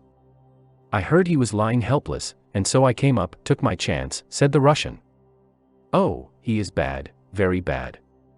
I directed my glass to the house. There were no signs of life, but there was the ruined roof, the long mud wall peeping above the grass, with 3 little square window holes, no 2 of the same size, all this brought within reach of my hand, as it were. And then I made a brusque movement, and one of the remaining posts of that vanished fence leaped up in the field of my glass. You remember I told you I had been struck at the distance by certain attempts at ornamentation, rather remarkable in the ruinous aspect of the place. Now I had suddenly a nearer view, and its first result was to make me throw my head back as if before a blow. Then I went carefully from post to post with my glass, and I saw my mistake. These round knobs were not ornamental but symbolic. They were expressive and puzzling, striking and disturbing, food for thought and also for vultures if there had been any looking down from the sky, but at all events for such ants as were industrious enough to ascend the pole. They would have been even more impressive, those heads on the stakes, if their faces had not been turned to the house. Only one, the first I had made out, was facing my way. I was not so shocked as you may think. The start back I had given was really nothing but a movement of surprise. I had expected to see a knob of wood there, you know. I returned deliberately to the first I had seen, and there it was, black, dried, sunken, with closed eyelids, a head that seemed to sleep at the top of that pole, and, with the shrunken dry lips showing a narrow white line of the teeth, was smiling, too, smiling continuously at some endless and jocose dream of that eternal slumber. I am not disclosing any trade secrets. In fact, the manager said afterwards that Mr. Kurtz's methods had ruined the district. I have no opinion on that point, but I want you clearly to understand that there was nothing exactly profitable in these heads being there. They only showed that Mr. Kurtz lacked restraint in the gratification of his various lusts, that there was something wanting in him, some small matter which, when the pressing need arose, could not be found under his magnificent eloquence. Whether he knew of this deficiency himself I can't say. I think the knowledge came to him at last, only at the very last. But the wilderness had found him out early, and had taken on him a terrible vengeance for the fantastic invasion. I think it had whispered to him things about himself which he did not know, things of which he had no conception till he took counsel with this great solitude, and the whisper had proved irresistibly fascinating. It echoed loudly within him because he was hollow at the core. I put down the glass, and the head that had appeared near enough to be spoken to seemed at once to have leaped away from me into inaccessible distance. The admirer of Mr. Kurtz was a bit crestfallen. In a hurried, indistinct voice he began to assure me he had not dared to take these, say, symbols, down. He was not afraid of the natives, they would not stir till Mr. Kurtz gave the word. His ascendancy was extraordinary. The camps of these people surrounded the place, and the chiefs came every day to see him. They would crawl. I don't want to know anything of the ceremonies used when approaching Mr. Kurtz, I shouted. Curious, this feeling that came over me that such details would be more intolerable than those heads drying on the stakes under Mr. Kurtz's windows. After all, that was only a savage sight, while I seemed at one bound to have been transported into some lightless region of subtle horrors, where pure, uncomplicated savagery was a positive relief, being something that had a right to exist, obviously, in the sunshine. The young man looked at me with surprise. I suppose it did not occur to him that Mr. Kurtz was no idol of mine. He forgot I hadn't heard any of these splendid monologues on, what was it? On love, justice, conduct of life, or what not. If it had come to crawling before Mr. Kurtz, he crawled as much as the veriest savage of them all. I had no idea of the conditions, he said, these heads were the heads of rebels. I shocked him excessively by laughing. Rebels. What would be the next definition I was to hear? There had been enemies, criminals, workers, and these were rebels. Those rebellious heads looked very subdued to me on their sticks. You don't know how such a life tries a man like Kurtz, cried Kurtz's last disciple. Well, and you? I said. I am a simple man.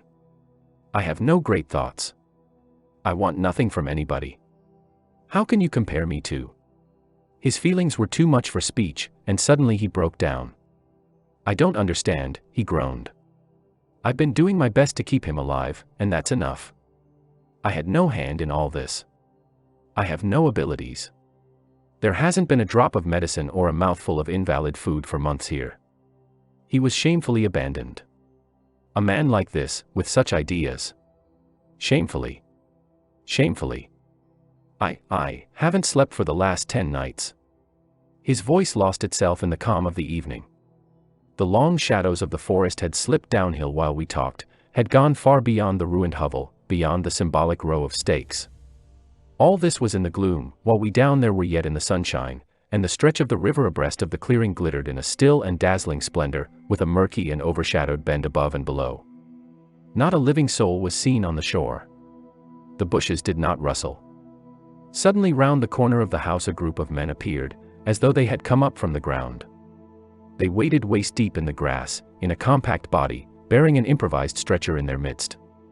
Instantly, in the emptiness of the landscape, a cry arose whose shrillness pierced the still air like a sharp arrow flying straight to the very heart of the land, and, as if by enchantment, streams of human beings, of naked human beings with spears in their hands, with bows, with shields, with wild glances and savage movements, were poured into the clearing by the dark-faced and pensive forest. The bushes shook, the grass swayed for a time, and then everything stood still in attentive immobility. Now, if he does not say the right thing to them we are all done for, said the Russian at my elbow.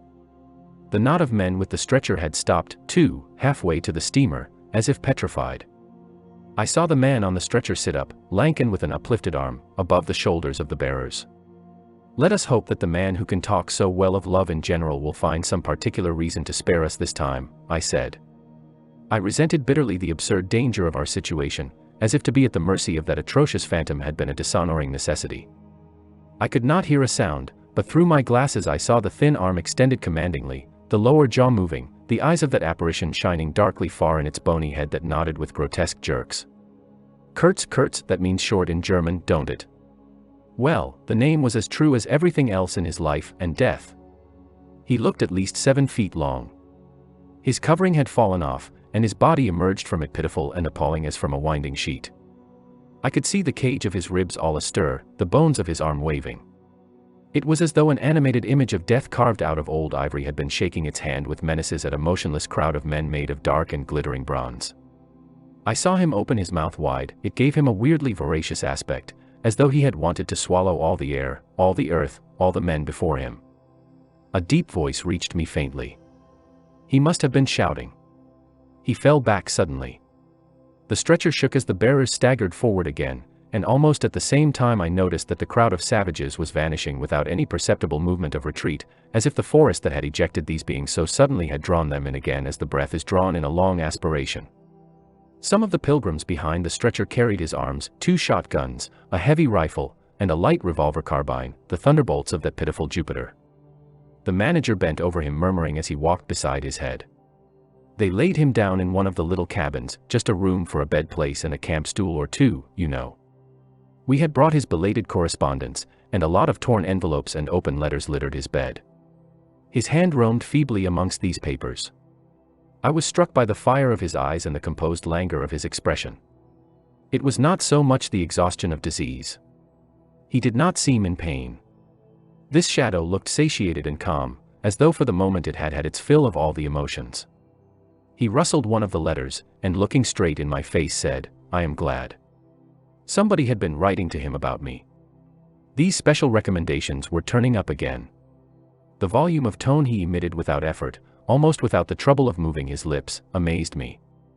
A voice. A voice. It was grave, profound, vibrating, while the man did not seem capable of a whisper. However, he had enough strength in him, factitious no doubt, to very nearly make an end of us, as you shall hear directly.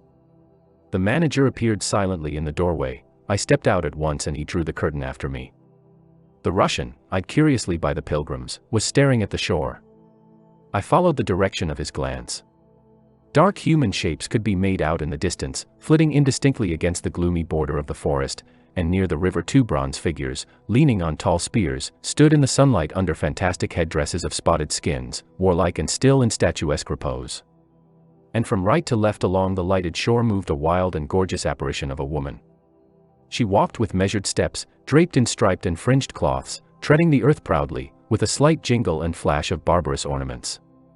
She carried her head high, her hair was done in the shape of a helmet, she had brass leggings to the knee, brass wire gauntlets to the elbow, a crimson spot on her tawny cheek, innumerable necklaces of glass beads on her neck, bizarre things, charms, gifts of witchmen, that hung about her, glittered and trembled at every step. She must have had the value of several elephant tusks upon her. She was savage and superb, wild-eyed and magnificent. There was something ominous and stately in her deliberate progress. And in the hush that had fallen suddenly upon the whole sorrowful land, the immense wilderness, the colossal body of the fecund and mysterious life seemed to look at her, pensive, as though it had been looking at the image of its own tenebrous and passionate soul. She came abreast of the steamer, stood still, and faced us. Her long shadow fell to the water's edge. Her face had a tragic and fierce aspect of wild sorrow and of dumb pain mingled with the fear of some struggling, half-shaped resolve. She stood looking at us without a stir, and like the wilderness itself, with an air of brooding over an inscrutable purpose. A whole minute passed, and then she made a step forward. There was a low jingle, a glint of yellow metal, a sway of fringed draperies, and she stopped as if her heart had failed her. The young fellow by my side growled. The pilgrims murmured at my back. She looked at us all as if her life had depended upon the unswerving steadiness of her glance. Suddenly she opened her bared arms and threw them up rigid above her head, as though in an uncontrollable desire to touch the sky, and at the same time the swift shadows darted out on the earth, swept around on the river, gathering the steamer into a shadowy embrace. A formidable silence hung over the scene. She turned away slowly, walked on, following the bank, and passed into the bushes to the left. Once only her eyes gleamed back at us in the dusk of the thickets before she disappeared.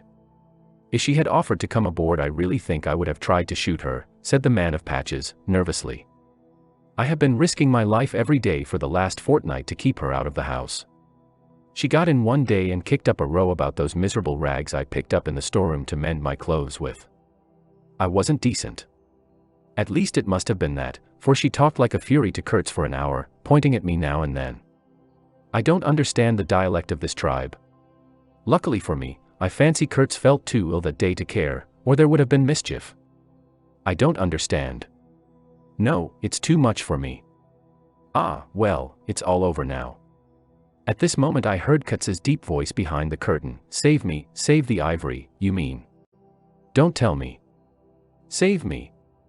Why, I've had to save you. You are interrupting my plans now. Sick. Sick. Not so sick as you would like to believe. Never mind. I'll carry my ideas out yet, I will return. I'll show you what can be done.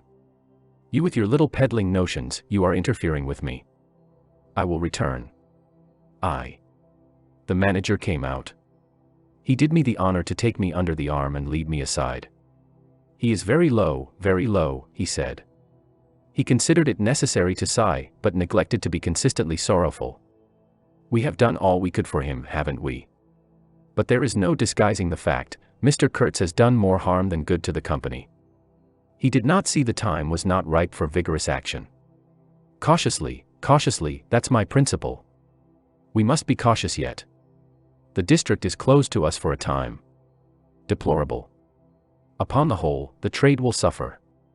I don't deny there is a remarkable quantity of ivory, mostly fossil. We must save it, at all events, but look how precarious the position is and why. Because the method is unsound. Do you, said I, looking at the shore, call it unsound method? Without doubt, he exclaimed hotly. Don't you? No method at all, I murmured after a while. Exactly, he exulted. I anticipated this. Shows a complete want of judgment. It is my duty to point it out in the proper quarter. Oh, said I, that fellow, what's his name, the brickmaker, will make a readable report for you. He appeared confounded for a moment. It seemed to me I had never breathed an atmosphere so vile, and I turned mentally to Kurtz for relief, positively for relief. Nevertheless, I think Mr. Kurtz is a remarkable man, I said with emphasis. He started, dropped on me a heavy glance, said very quietly, he was, and turned his back on me. My hour of favor was over. I found myself lumped along with Kurtz as a partisan of methods for which the time was not ripe. I was unsound. But it was something to have at least a choice of nightmares. I had turned to the wilderness really, not to Mr. Kurtz, who, I was ready to admit, was as good as buried. And for a moment it seemed to me as if I also were buried in a vast grave full of unspeakable secrets. I felt an intolerable weight oppressing my breast, the smell of the damp earth, the unseen presence of victorious corruption, the darkness of an impenetrable night. The Russian tapped me on the shoulder. I heard him mumbling and stammering something about, Brother Seaman couldn't conceal knowledge of matters that would affect Mr. Kurtz's reputation. I waited. For him evidently Mr. Kurtz was not in his grave. I suspect that for him Mr. Kurtz was one of the immortals. Well, said I at last, speak out. As it happens, I am Mr. Kurtz's friend, in a way. He stated with a good deal of formality that had we not been of the same profession, he would have kept the matter to himself without regard to consequences. He suspected there was an active ill will towards him on the part of these white men that, you are right, I said, remembering a certain conversation I had overheard. The manager thinks you ought to be hanged. He showed a concern at this intelligence which amused me at first. I had better get out of the way quietly, he said earnestly. I can do no more for Kurtz now, and they would soon find some excuse. What's to stop them? There's a military post 300 miles from here. Well, upon my word, said I, perhaps you had better go if you have any friends amongst the savages nearby. Plenty, he said. They are simple people, and I want nothing, you know. He stood biting his lip. Then, I don't want any harm to happen to these whites here, but of course I was thinking of Mr. Kurtz's reputation, but you are a brother seaman and, all right, said I, after a time. Mr. Kurtz's reputation is safe with me." I did not know how truly I spoke. He informed me, lowering his voice, that it was Kurtz who had ordered the attack to be made on the steamer. He hated sometimes the idea of being taken away, and then again. But I don't understand these matters. I am a simple man. He thought it would scare you away, that you would give it up, thinking him dead. I could not stop him. "Oh, I had an awful time of it this last month." "Very well," I said. "He is all right now." "Yes," he muttered, not very convinced apparently. "Thanks," said I shall keep my eyes open." "But quiet, he urged anxiously. "It would be awful for his reputation if anybody here." I promised a complete discretion with great gravity. "I have a canoe and 3 black fellows waiting not very far. I am off. Could you give me a few Martini Henry cartridges?" I could, and did, with proper secrecy. He helped himself, with a wink at me, to a handful of my tobacco. Between sailors, you know, good English tobacco. At the door of the pilot house he turned round. "I say, haven't you a pair of shoes you could spare?" He raised one leg. "Look." The solace were tied with knotted strings sandalwise under his bare feet. I rooted out an old pair, at which he looked with admiration before tucking it under his left arm. One of his pockets, bright red, was bulging with cartridges, from the other, dark blue, peeped Towson's inquiry, etc., etc. He seemed to think himself excellently well equipped for a renewed encounter with the wilderness. Ah! I'll never meet such a man again. You ought to have heard him recite poetry, his own, too, it was, he told me. Poetry. He rolled his eyes at the recollection of these delights. "Oh," he enlarged my mind. "Goodbye," said I. He shook hands and vanished in the night. Sometimes I ask myself whether I had ever really seen him, whether it was possible to meet such a phenomenon. When I woke up shortly after midnight, his warning came to my mind with its hint of danger that seemed, in the starred darkness, real enough to make me get up for the purpose of having a look round. On the hill a big fire burned, illuminating fitfully a crooked corner of the station house.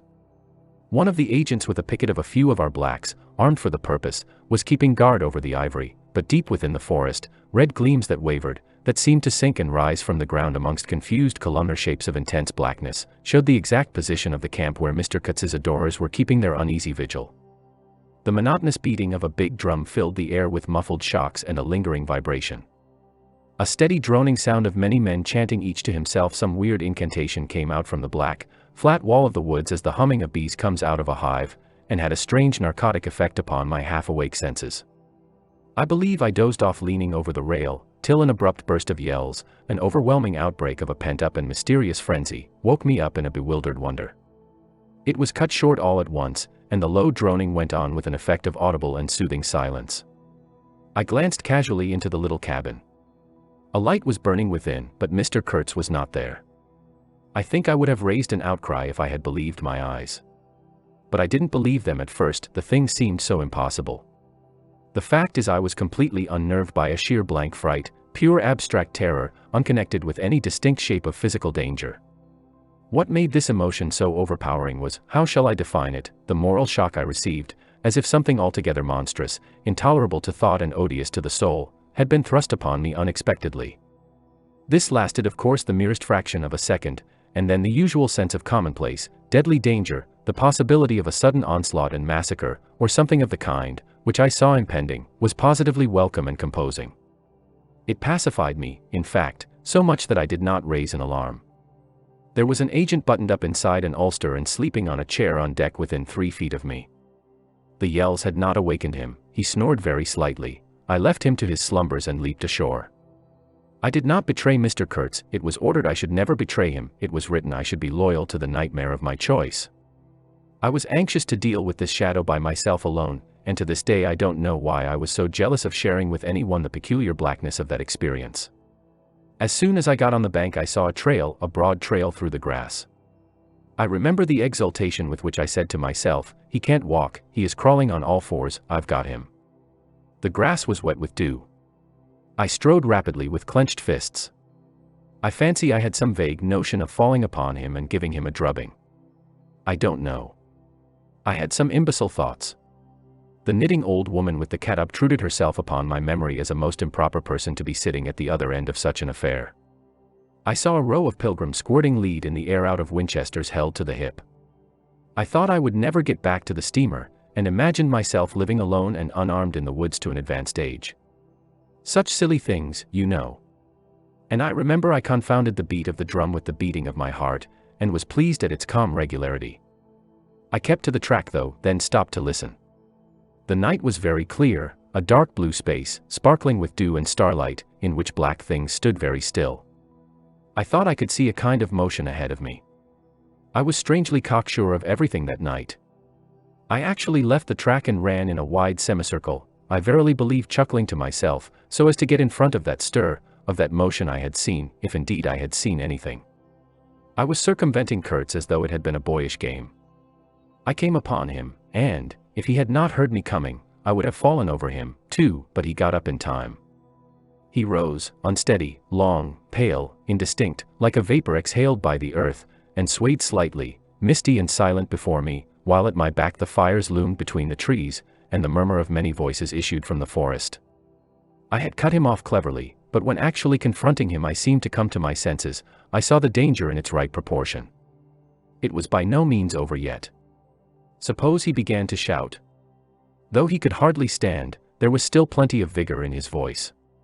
"Go away, hide yourself," he said, in that profound tone. It was very awful. I glanced back. We were within 30 yards from the nearest fire. A black figure stood up, strode on long black legs, waving long black arms, across the glow. It had horns, antelope horns, I think, on its head. Some sorcerer, some witchman, no doubt, it looked fiend-like enough. "Do you know what you are doing?" I whispered. "Perfectly," he answered, raising his voice for that single word. It sounded to me far off and yet loud, like a hail through a speaking trumpet. "If he makes a row we are lost," I thought to myself. This clearly was not a case for fisticuffs, even apart from the very natural aversion I had to beat that shadow, this wandering and tormented thing. "You will be lost," I said, "utterly lost. One gets sometimes such a flash of inspiration, you know." I did say the right thing, though indeed he could not have been more irretrievably lost than he was at this very moment, when the foundations of our intimacy were being laid, to endure, even to the end, even beyond.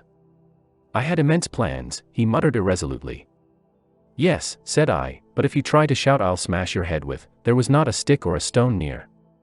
"I will throttle you for good," I corrected myself. "I was on the threshold of great things," he pleaded, in a voice of longing, with a wistfulness of tone that made my blood run cold. "And now for this stupid scoundrel, your success in Europe is assured in any case," I affirmed steadily. I did not want to have the throttling of him, you understand, and indeed it would have been very little use for any practical purpose. I tried to break the spell, the heavy, mute spell of the wilderness, that seemed to draw him to its pitiless breast by the awakening of forgotten and brutal instincts, by the memory of gratified and monstrous passions.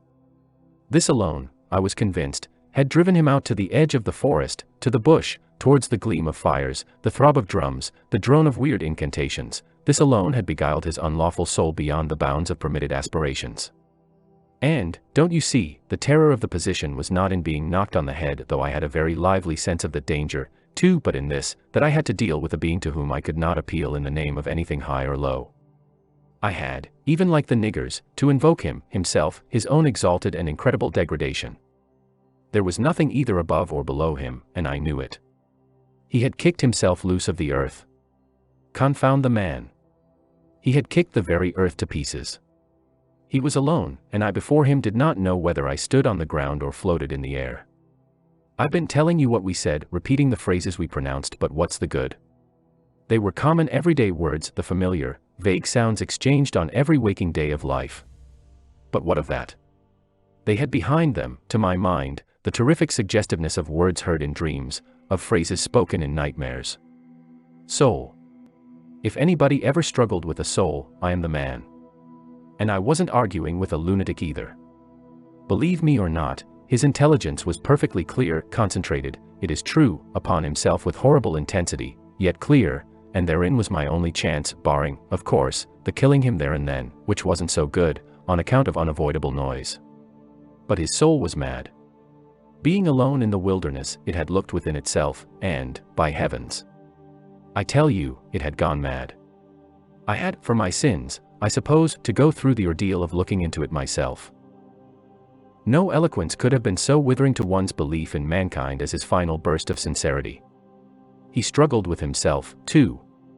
I saw it, I heard it. I saw the inconceivable mystery of a soul that knew no restraint, no faith, and no fear, yet struggling blindly with itself. I kept my head pretty well, but when I had him at last stretched on the couch, I wiped my forehead, while my legs shook under me as though I had carried half a ton on my back down that hill. And yet I had only supported him, his bony arm clasped round my neck, and he was not much heavier than a child. When next day we left at noon, the crowd, of whose presence behind the curtain of trees I had been acutely conscious all the time, flowed out of the woods again, filled the clearing, covered the slope with a mass of naked, breathing, quivering, bronze bodies. I steamed up a bit, then swung downstream, and 2,000 eyes followed the evolutions of the splashing, thumping, fierce river demon beating the water with its terrible tail and breathing black smoke into the air. In front of the first rank, along the river, 3 men, plastered with bright red earth from head to foot, strutted to and fro restlessly. When we came abreast again, they faced the river, stamped their feet, nodded their horned heads, swayed their scarlet bodies. They shook towards the fierce river demon a bunch of black feathers, a mangy skin with a pendant tail, something that looked a dried gourd. They shouted periodically together strings of amazing words that resembled no sounds of human language, and the deep murmurs of the crowd, interrupted suddenly, were like the responses of some satanic litany. We had carried Kurtz into the pilot house. There was more air there. Lying on the couch, he stared through the open shutter. There was an eddy in the mass of human bodies, and the woman with helmeted head and tawny cheeks rushed out to the very brink of the stream. She put out her hands, shouted something, and all that wild mob took up the shout in a roaring chorus of articulated, rapid, breathless utterance. "Do you understand this?" I asked. He kept on looking out past me with fiery, longing eyes, with a mingled expression of wistfulness and hate. He made no answer, but I saw a smile of indefinable meaning, appear on his colorless lips that a moment after twitched convulsively. "Do I not?" he said slowly, gasping, as if the words had been torn out of him by a supernatural power. I pulled the string of the whistle, and I did this because I saw the pilgrims on deck getting out their rifles with an air of anticipating a jolly lark. At the sudden screech there was a movement of abject terror through that wedged mass of bodies. Don't you frighten them away," cried someone on deck disconsolately. I pulled the string time after time. They broke and ran, they leaped, they crouched, they swerved, they dodged the flying terror of the sound. The 3 red chaps had fallen flat, face down on the shore, as though they had been shot dead. Only the barbarous and superb woman did not so much as flinch, and stretched tragically her bare arms after us over the somber and glittering river. And then that imbecile crowd down on the deck started their little fun, and I could see nothing more for smoke. The brown current ran swiftly out of the heart of darkness, bearing us down towards the sea with twice the speed of our upward progress, and Kurtz's life was running swiftly, too, ebbing out of his heart into the sea of inexorable time. The manager was very placid. He had no vital anxieties now. He took us both in with a comprehensive and satisfied glance. The affair had come off as well as could be wished. I saw the time approaching when I would be left alone of the party of unsound method. The pilgrims looked upon me with disfavor. I was, so to speak, numbered with the dead. It is strange how I accepted this unforeseen partnership, this choice of nightmares forced upon me in the tenebrous land invaded by these mean and greedy phantoms. Kurtz discoursed. A voice. It rang deep to the very last. It survived his strength to hide in the magnificent folds of eloquence the barren darkness of his heart. Oh, he struggled. The wastes of his weary brain were haunted by shadowy images now, images of wealth and fame revolving obsequiously round his unextinguishable gift of noble and lofty expression. My intended, my station, my career, my ideas, these were the subjects for the occasional utterances of elevated sentiments. The shade of the original Kurtz frequented the bedside of the hollow sham, whose fate it was to be buried presently in the mold of primeval earth. But both the diabolic love and the unearthly hate of the mysteries it had penetrated fought for the possession of that soul satiated with primitive emotions, avid of lying fame, of sham distinction, of all the appearances of success and power. Sometimes he was contemptibly childish. He desired to have kings meet him at railway stations on his return from some ghastly nowhere, where he intended to accomplish great things. You show them you have in you something that is really profitable, and then there will be no limits to the recognition of your ability, he would say. Of course you must take care of the motives, right motives, always.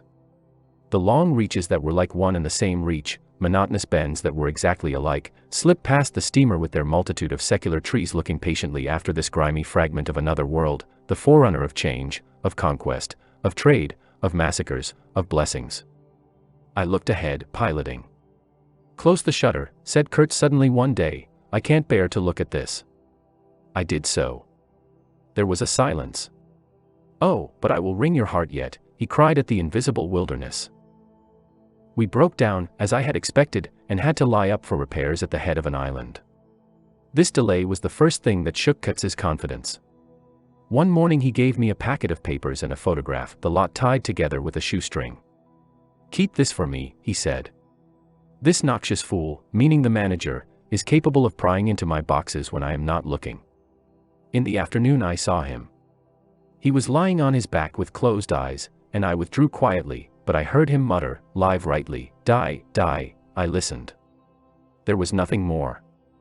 Was he rehearsing some speech in his sleep, or was it a fragment of a phrase from some newspaper article? He had been writing for the papers and meant to do so again, for the furthering of my ideas. It's a duty. His was an impenetrable darkness. I looked at him as you peer down at a man who is lying at the bottom of a precipice where the sun never shines. But I had not much time to give him, because I was helping the engine driver to take to pieces the leaky cylinders, to straighten a bent connecting rod, and in other such matters. I lived in an infernal mess of rust, filings, nuts, bolts, spanners, hammers, ratchet drills, things I abominate, because I don't get on with them. I tended the little forge we fortunately had aboard. I toiled wearily in a wretched scrap heap, unless I had the shakes too bad to stand. One evening coming in with a candle I was startled to hear him say a little tremulously, I am lying here in the dark waiting for death. The light was within a foot of his eyes. I forced myself to murmur, oh, nonsense, and stood over him as if transfixed.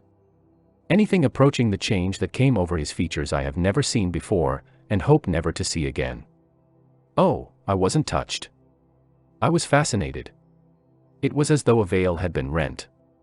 I saw on that ivory face the expression of somber pride, of ruthless power, of craven terror, of an intense and hopeless despair.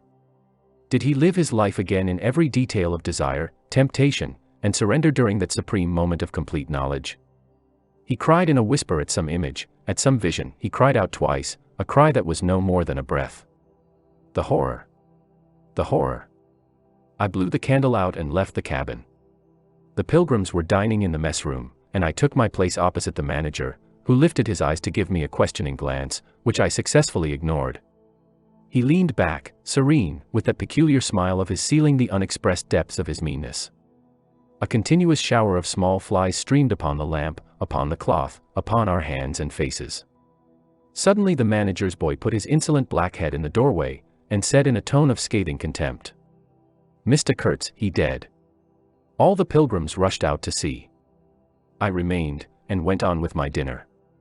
I believe I was considered brutally callous. However, I did not eat much.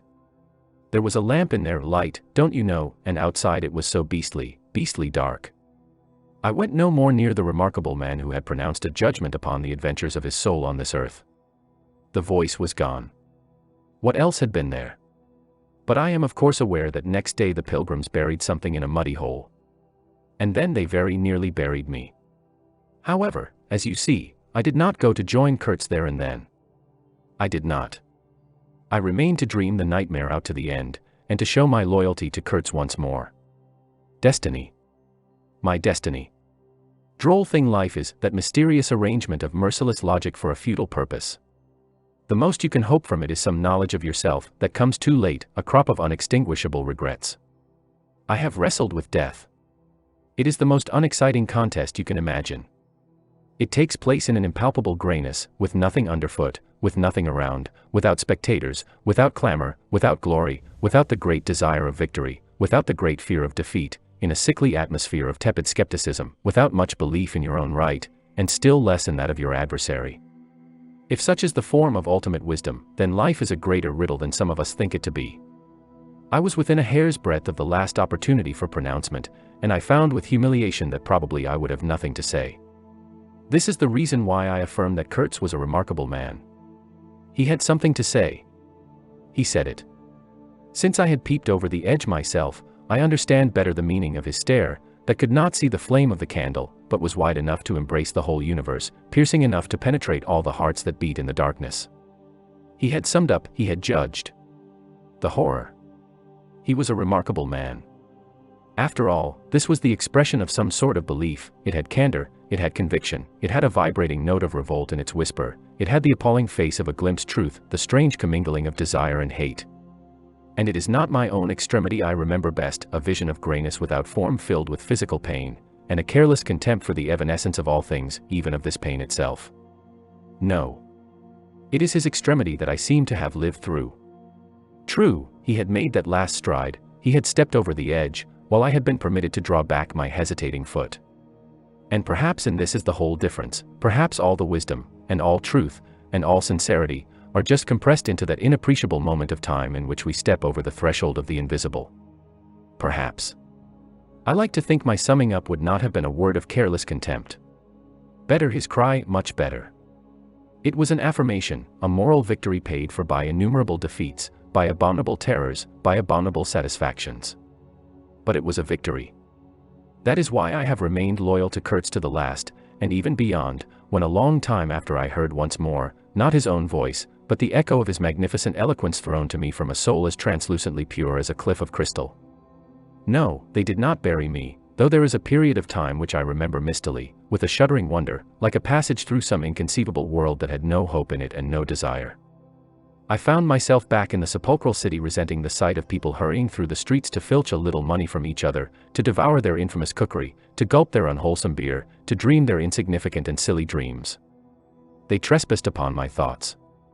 They were intruders whose knowledge of life was to me an irritating pretense, because I felt so sure they could not possibly know the things I knew.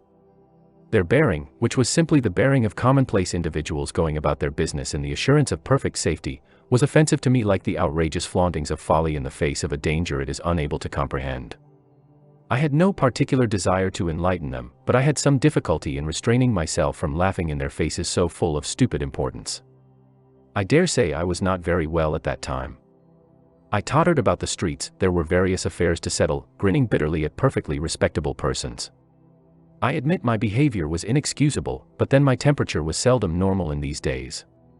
My dear aunt's endeavors to nurse up my strength seemed altogether beside the mark.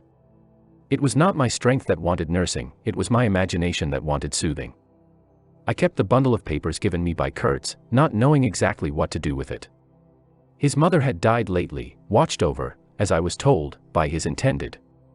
A clean-shaved man, with an official manner and wearing gold-rimmed spectacles, called on me one day and made inquiries, at first circuitous, afterwards suavely pressing, about what he was pleased to denominate certain documents.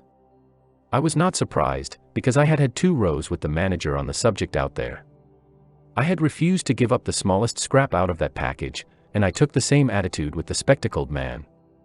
He became darkly menacing at last, and with much heat argued that the company had the right to every bit of information about its territories.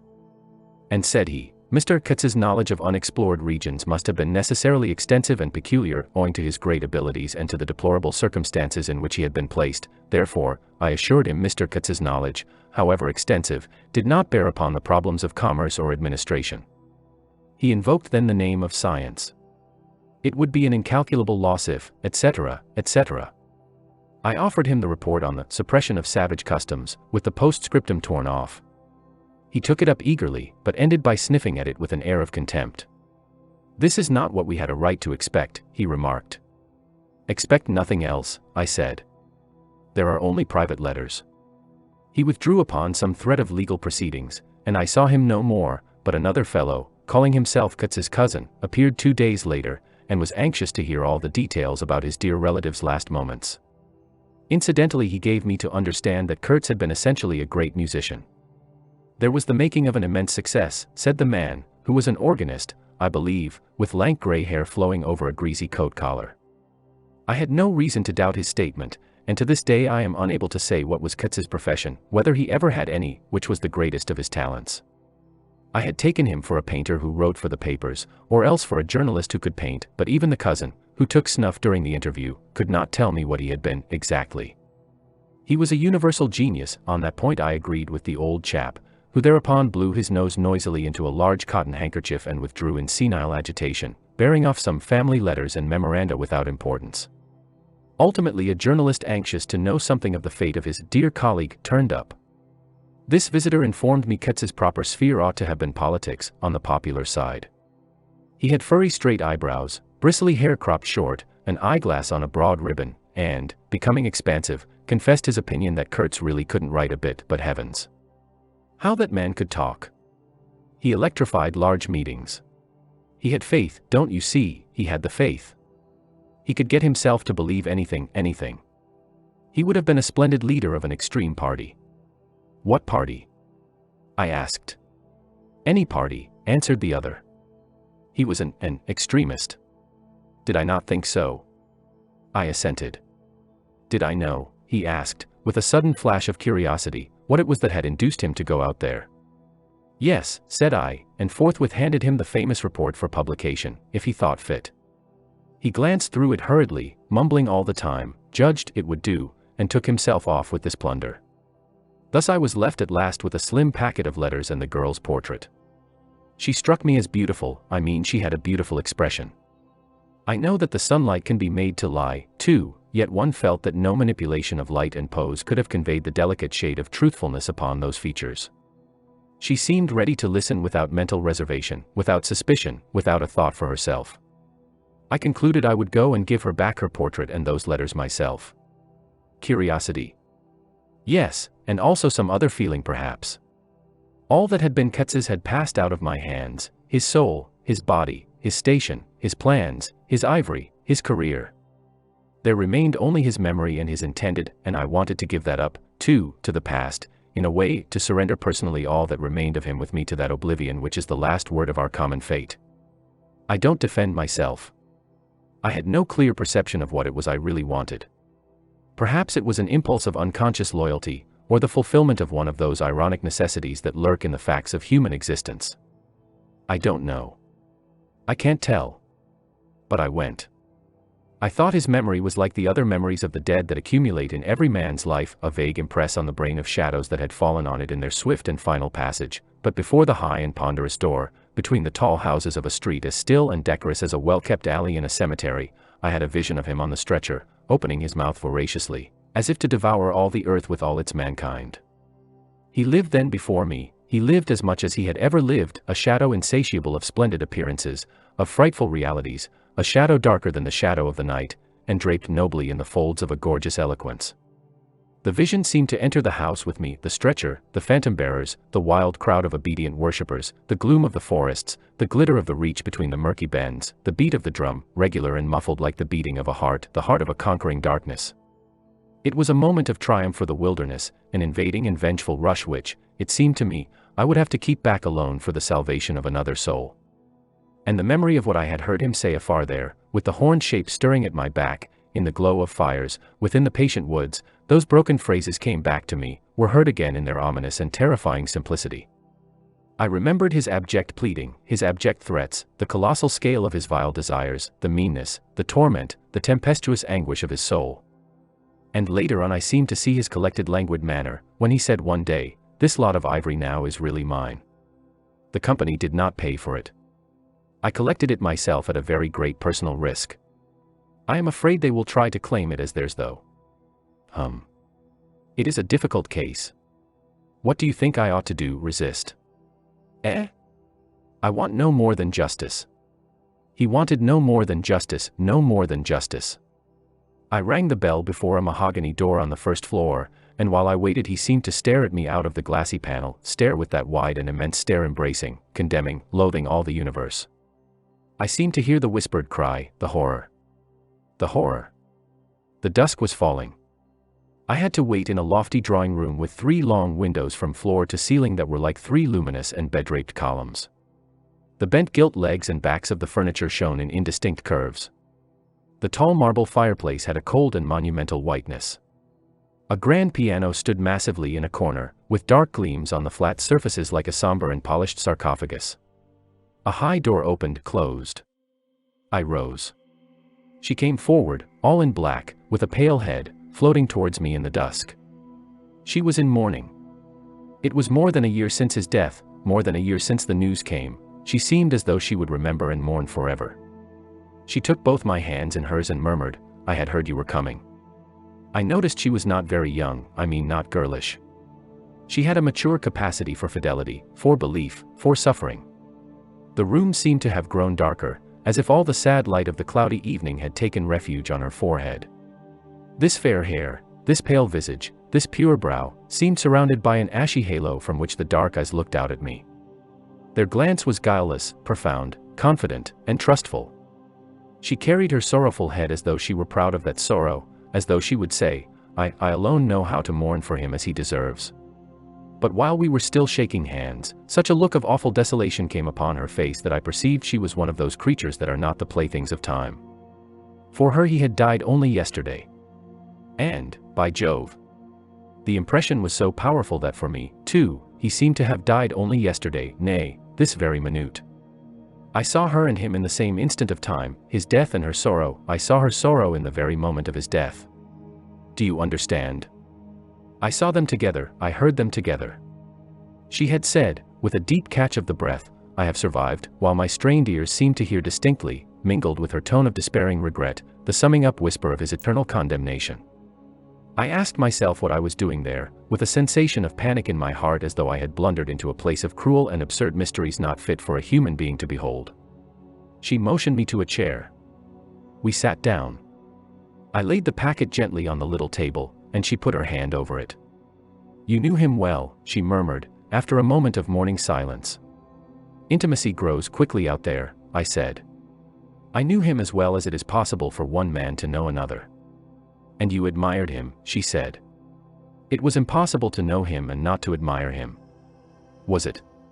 "He was a remarkable man," I said, unsteadily. Then before the appealing fixity of her gaze, that seemed to watch for more words on my lips, I went on, "It was impossible not to love him," she finished eagerly, silencing me into an appalled dumbness. "How true! How true! But when you think that no one knew him so well as I had all his noble confidence. I knew him best." "You knew him best," I repeated. And perhaps she did. But with every word spoken the room was growing darker, and only her forehead, smooth and white, remained illumined by the inextinguishable light of belief and love.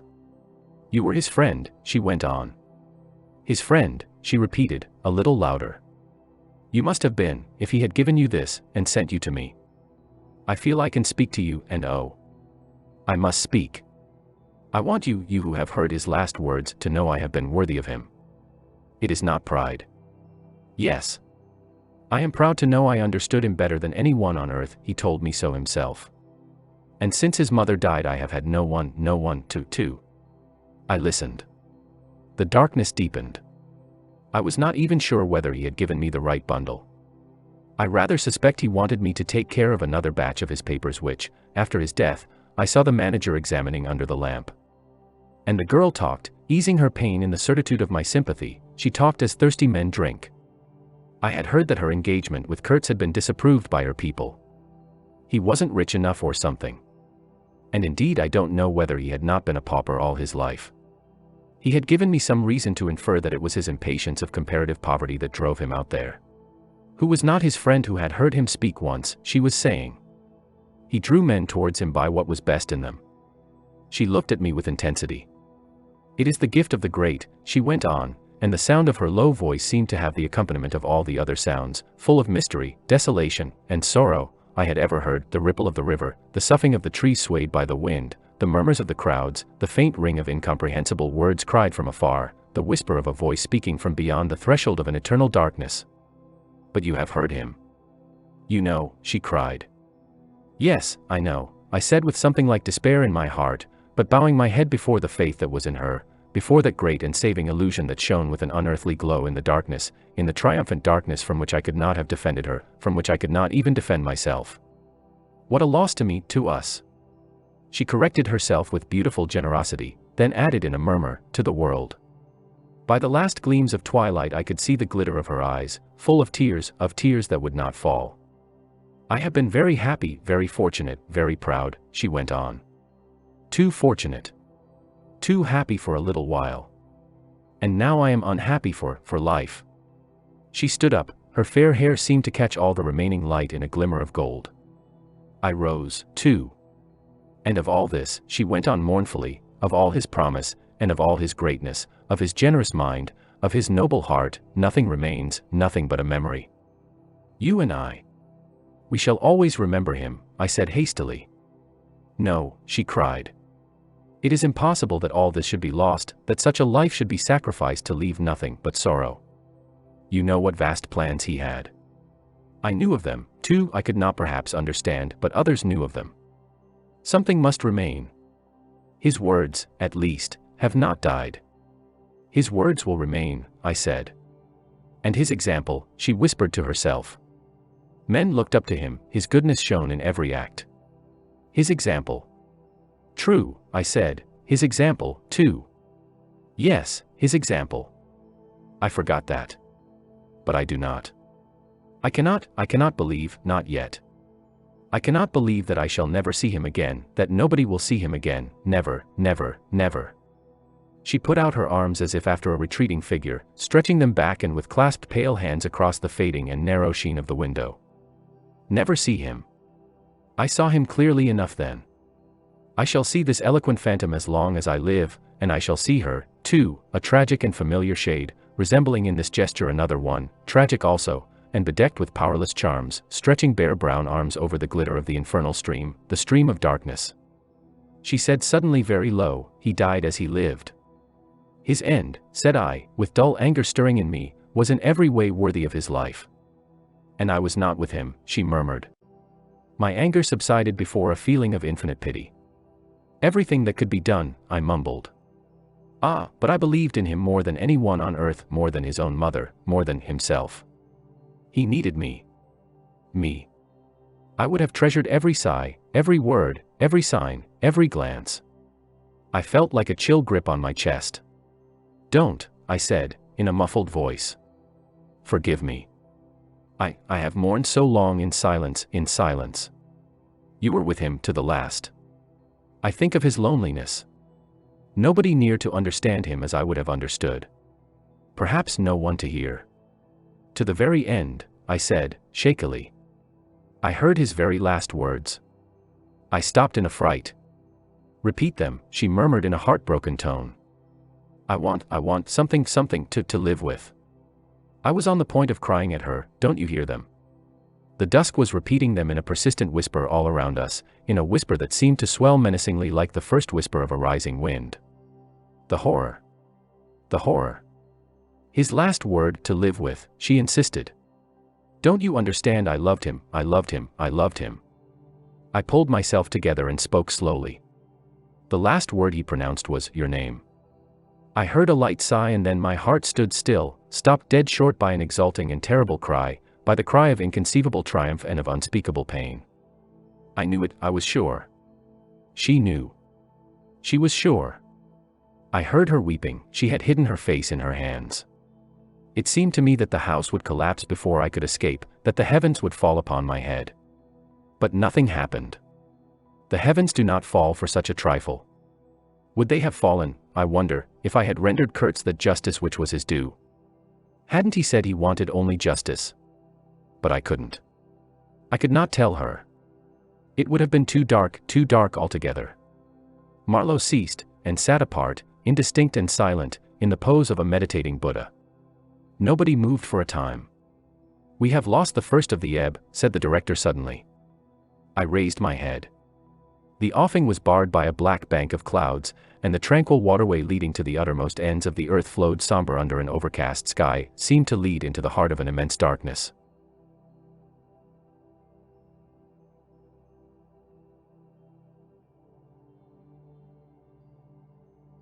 Thank you for watching. If you have enjoyed this content, please consider subscribing to the Classic Masterworks channel and hitting the like button. See you next time.